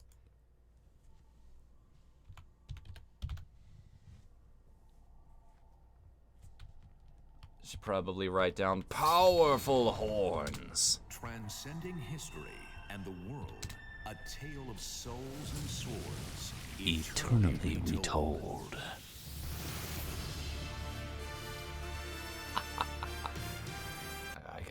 this, man. Okay. Moving away from music for a little while. What else do we want to add to the game? Because I don't think this is enough things that I like right here.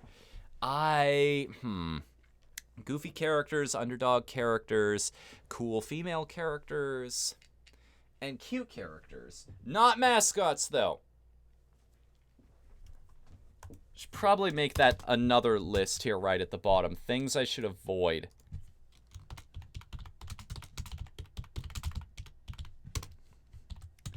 Mascot characters. That text is entirely too big. Yoo-hoo. With vocal tics. That's something I should not put into the game. It's called addition by subtraction. Oh, I wish my headphones went a little further here. Let's go back to the relaxing game music for a while now. Because I think we've explored enough of my personal playlist. Let me just grab a handful of the games I've actually got here. Because you never know. This is the whole point. This is the whole idea, is looking at these, just scrolling through a stack. Remember what I said about it's just a bunch of different influences, and then finally something hits you and you're like, oh yeah, I want that too. This was my birthday present from Coops, by the way. He actually got me an in-box copy of the Japanese version of Super Mario Land 2. I'm never gonna bust it out of its packaging because, holy crap, how often do you come across a game this old that still has not been opened up at all? But, man, it's a great little conversation piece, especially considering it's a fantastic little Game Boy platformer. Super Game Boy. Got Donkey Kong Land in there. Oh, what else we got to work with here? Final Fantasy IX. Are there any things in Final Fantasy IX that I have not added to this yet?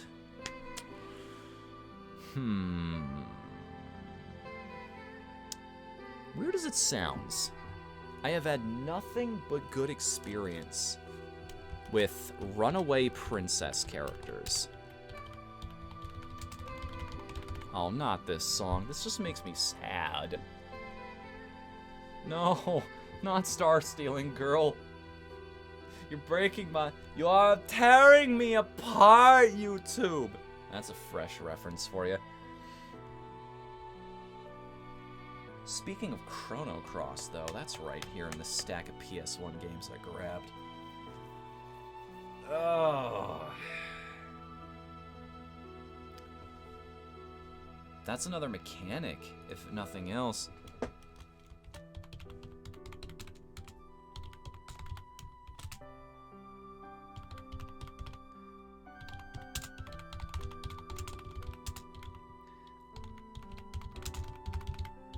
I know what we had this whole discussion about it earlier in the stream, but I just felt like writing it down for the sake of making sure that I did not forget it.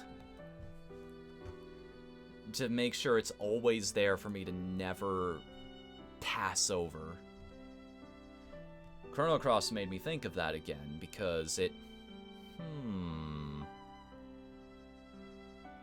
You know what else Chrono Cross did? And this goes back to the whole different builds thing and the experimentation aspect of the game. It had a bunch of really cool characters, most of which you would probably miss out on your first playthrough. Some of them, depending on your choices, you couldn't even get to if you didn't do it. There were some characters, if you chose one over the other, you would never see the other one again. There would be no way to recruit them. The only way to see what that character was capable of and what they could do as they progressed and got stronger was to start the game up again.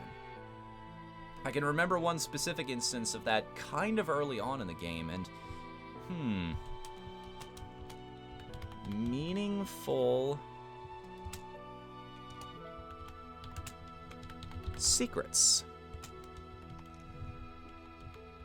Hidden characters. and the like, because that is something that is worth going out of your way for, you know? Something that completely changes the way you approach the game. You now have more options because you have a completely different character. You have going out of your way to grab this powerful weapon, or your character learns an ability they didn't have before, that kind of thing.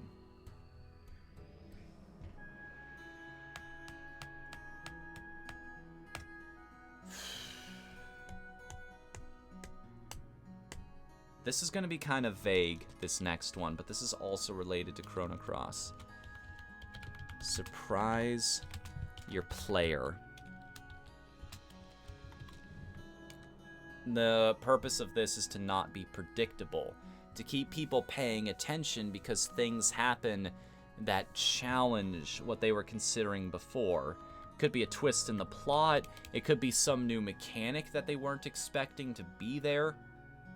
It could be, like, the game just keeps building upon itself, becoming better and better. Or maybe something happens halfway through that just completely cripples everything they understood. In a good way. It breaks the game back down to its base elements so you can appreciate just how far you came. Like, this is the moment where the hero gets knocked down, and in a brief moment they have to build their way back up again. Or everybody you affected over the course of the adventure sends you their energy or something. You know, those moments are powerful. Those moments are very, very powerful.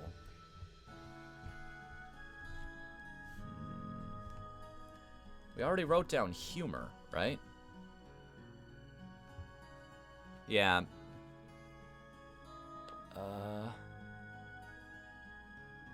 Multiple solutions. When a game has a sense of humor, I'm going to add humor/charm. It doesn't have to be outright funny, but as long as the characters are kind of quirky and lighthearted, that also does the job just nicely.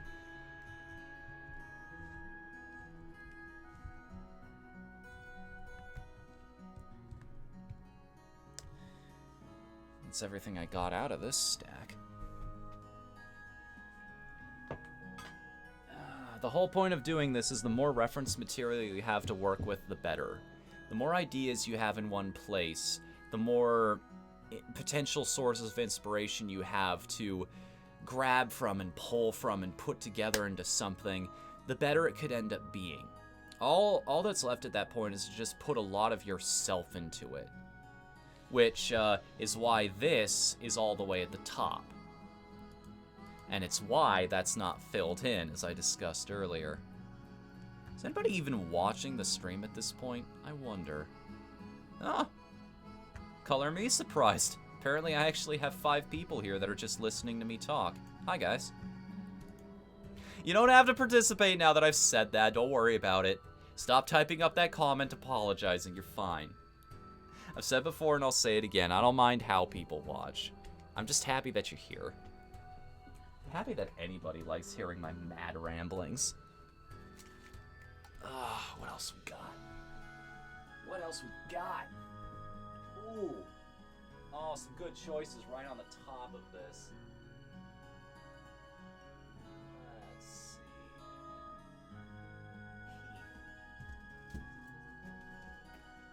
Ugh. Another stack, another examination. And you know what? Right at the bottom here, I see Final Fantasy XII. And you know what that makes me think of? It makes me think that I need to add a note to that party of characters thing. A little sub-note on that one. Allies are smart and do not hinder the player. No, Hunder. Not hunt. Oh my god, I need to replace my keyboard.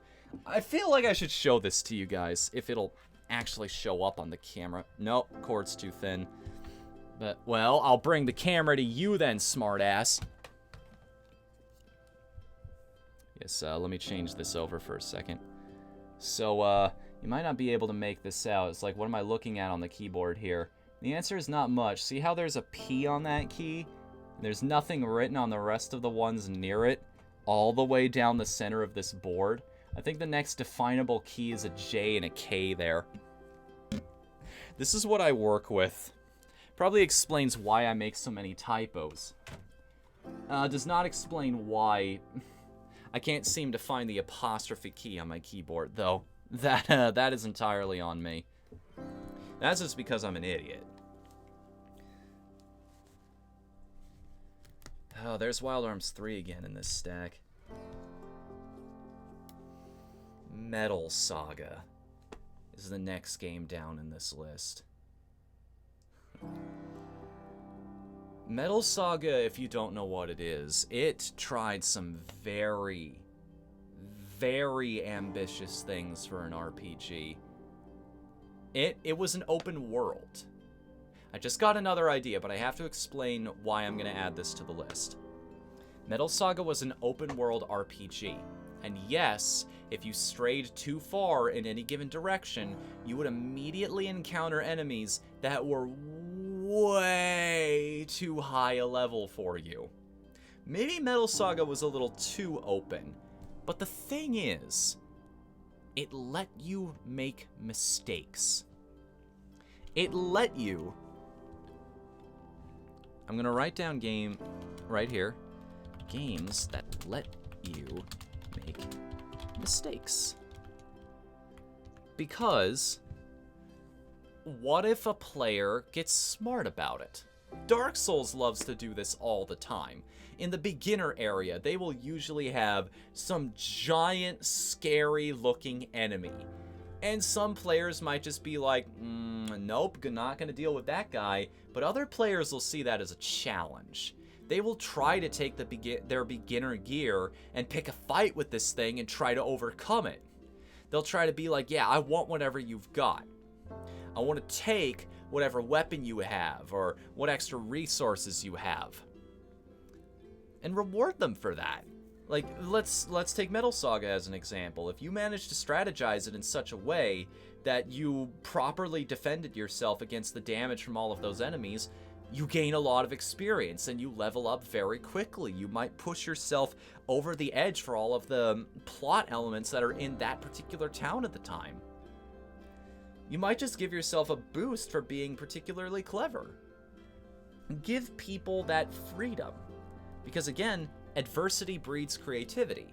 And if your game is designed in such a way that it plays fantastically even at the highest level, people will be rewarded for that. I suppose then that goes under the other note that I made earlier, which is multiple solutions to a single problem, aka rewarding creativity.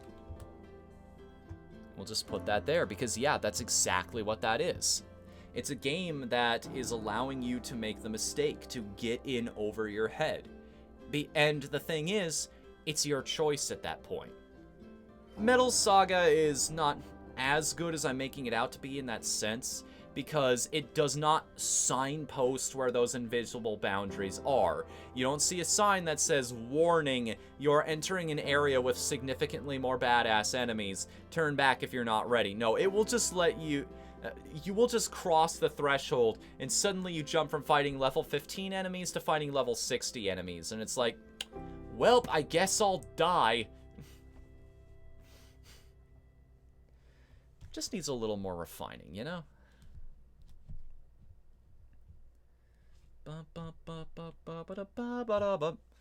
What can I learn from Nintendo Land? Because I feel like I can learn something.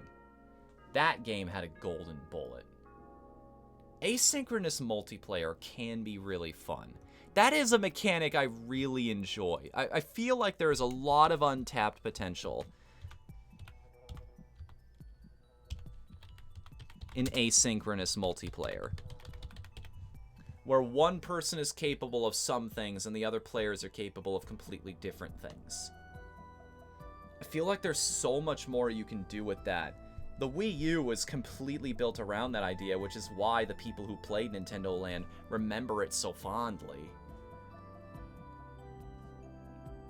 Parts of it fondly, anyway.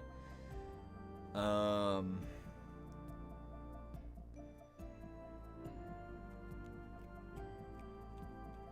Fantasy 12, yeah. Allies are smart, do not hinder the player, or at the very least, you can make them smart. I have that little caveat right there, because maybe at the end of this we end up building a game that gives you that potential. But that is a big element of it. It's all you. Bad things happen because you didn't actually put the time and effort into raising your crew. Ugh.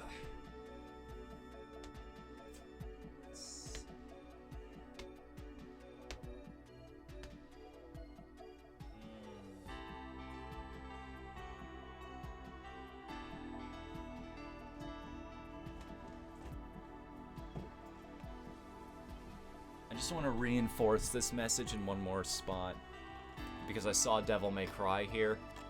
This is not my original version of the game, by the way. I owned the original release of Devil May Cry 3. I beat that back in the day. You know, the one where the American hard mode is the American normal mode is the Japanese hard mode. For some reason. But don't be afraid to let the game be silly. Don't be afraid to let it just kind of do its own thing, because I think it's Soda Poppin' who said it best during the intro to Devil May Cry 5. As he's watching Nero do backflips over the car as it in slow motion leaps through the air, and she catches her cigarette in her hand as the car's upside down, and the song Devil Trigger is playing, and he's just like, dude, if you don't love this, you just don't get it. Some games are like that. They're cool because the characters are just so over the top. Your brain, you kind of have a reaction to characters like that. Your brain just kind of flips off and it's like, okay, I don't have to apply. I'm willing to stop judging this because it's just fun to look at. I don't have to apply our world's logic to this because it's clearly not trying to be that. This is its own thing, and I can appreciate that for what it is. And you know what? Good on you if you want to do that kind of thing. It's entirely respectable, in my opinion. What else we got? How about...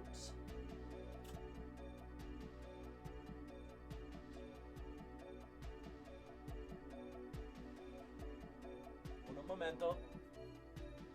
Be there in just a moment.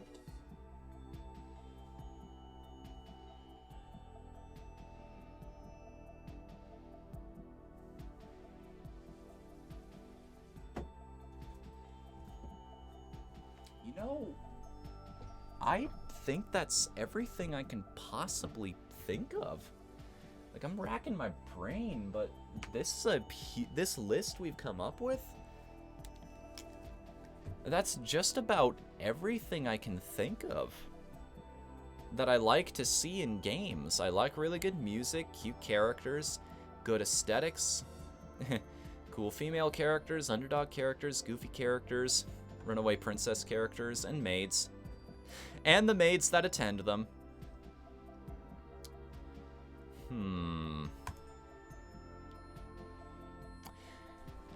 I like unconventional characters. What I mean by that is I like the types of stories that haven't been told a whole lot. Like,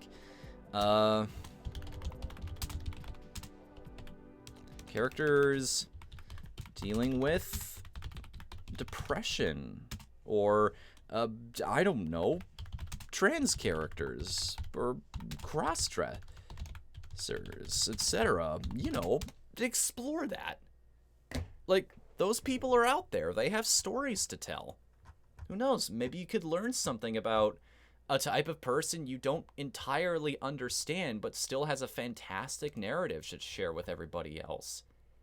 I love hearing first-hand accounts of that kind of thing. I genuinely think, again, if you're not shoving it down people's throats, maybe it's worth it. Who knows? If it fits, it fits.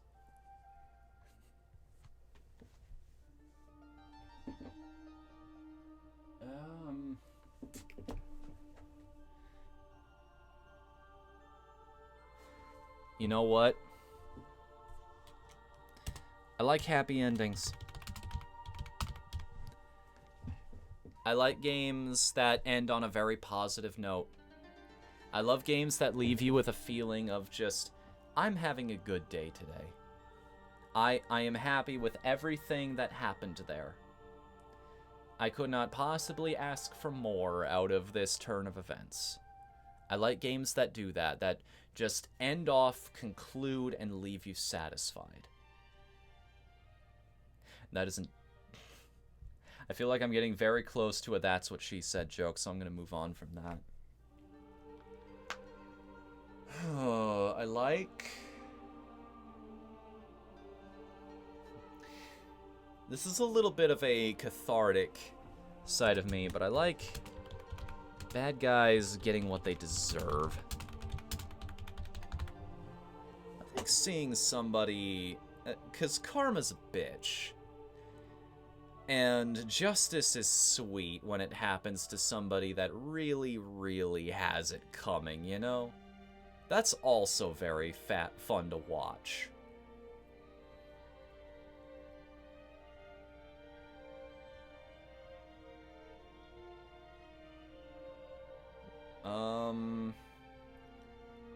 Shoot. Now that I think about it, I actually had a little note that I made on my phone a long time ago. I'm sorry if I missed something that's said in the chat here for a second. I made a big list of all the things that personally make me happy a long, long time ago. There's all the Star Chaser stuff, game notes, media checklist, like a queue that I'm trying to get to, of different anime and shows that people have suggested to me over time.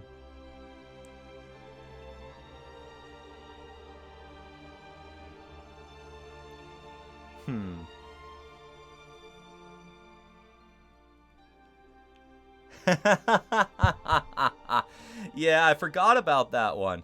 That is actually something that I really enjoy. You know, believe it or not, when you do it right, gratuitous fan service is not really a bad thing. As long as you have that self-aware, wink and a nod kind of aspect to it. As long as it's not being annoying, it's fine.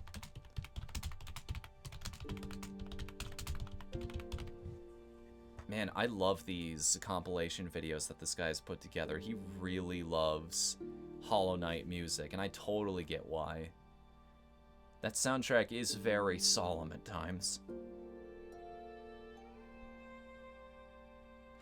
Oh, how could I possibly forget this? This is another thing I super enjoy. I love super moves. I love, like, building a meter. I love your character just building rage or fighting power or energy or something like that, and just blowing it all on one big risky attack where if it lands, you get treated to this massive show of their skill and power. You really get to stomp all over your opponent kind of thing. I love that so much, especially when they're shot in a cinematic way. Especially when the animation's really good in the game. It adds an element of tension to fights, too. It's like, man, I really want to use this. There was a mobile game I played not too long ago where all of the characters had super moves. The problem is it's a mobile game, so a lot of the enemies were dying way too quickly to actually be able to use them against them. So...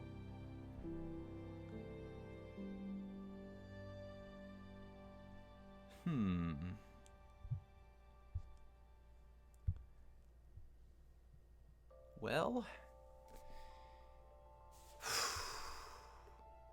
I'm sure if I sat here any longer, I could probably come up with more things, but this list that we've come up with over just sitting here and brainstorming, discussing mechanics and ideas and potential. There's just so much potential sitting here in all of this.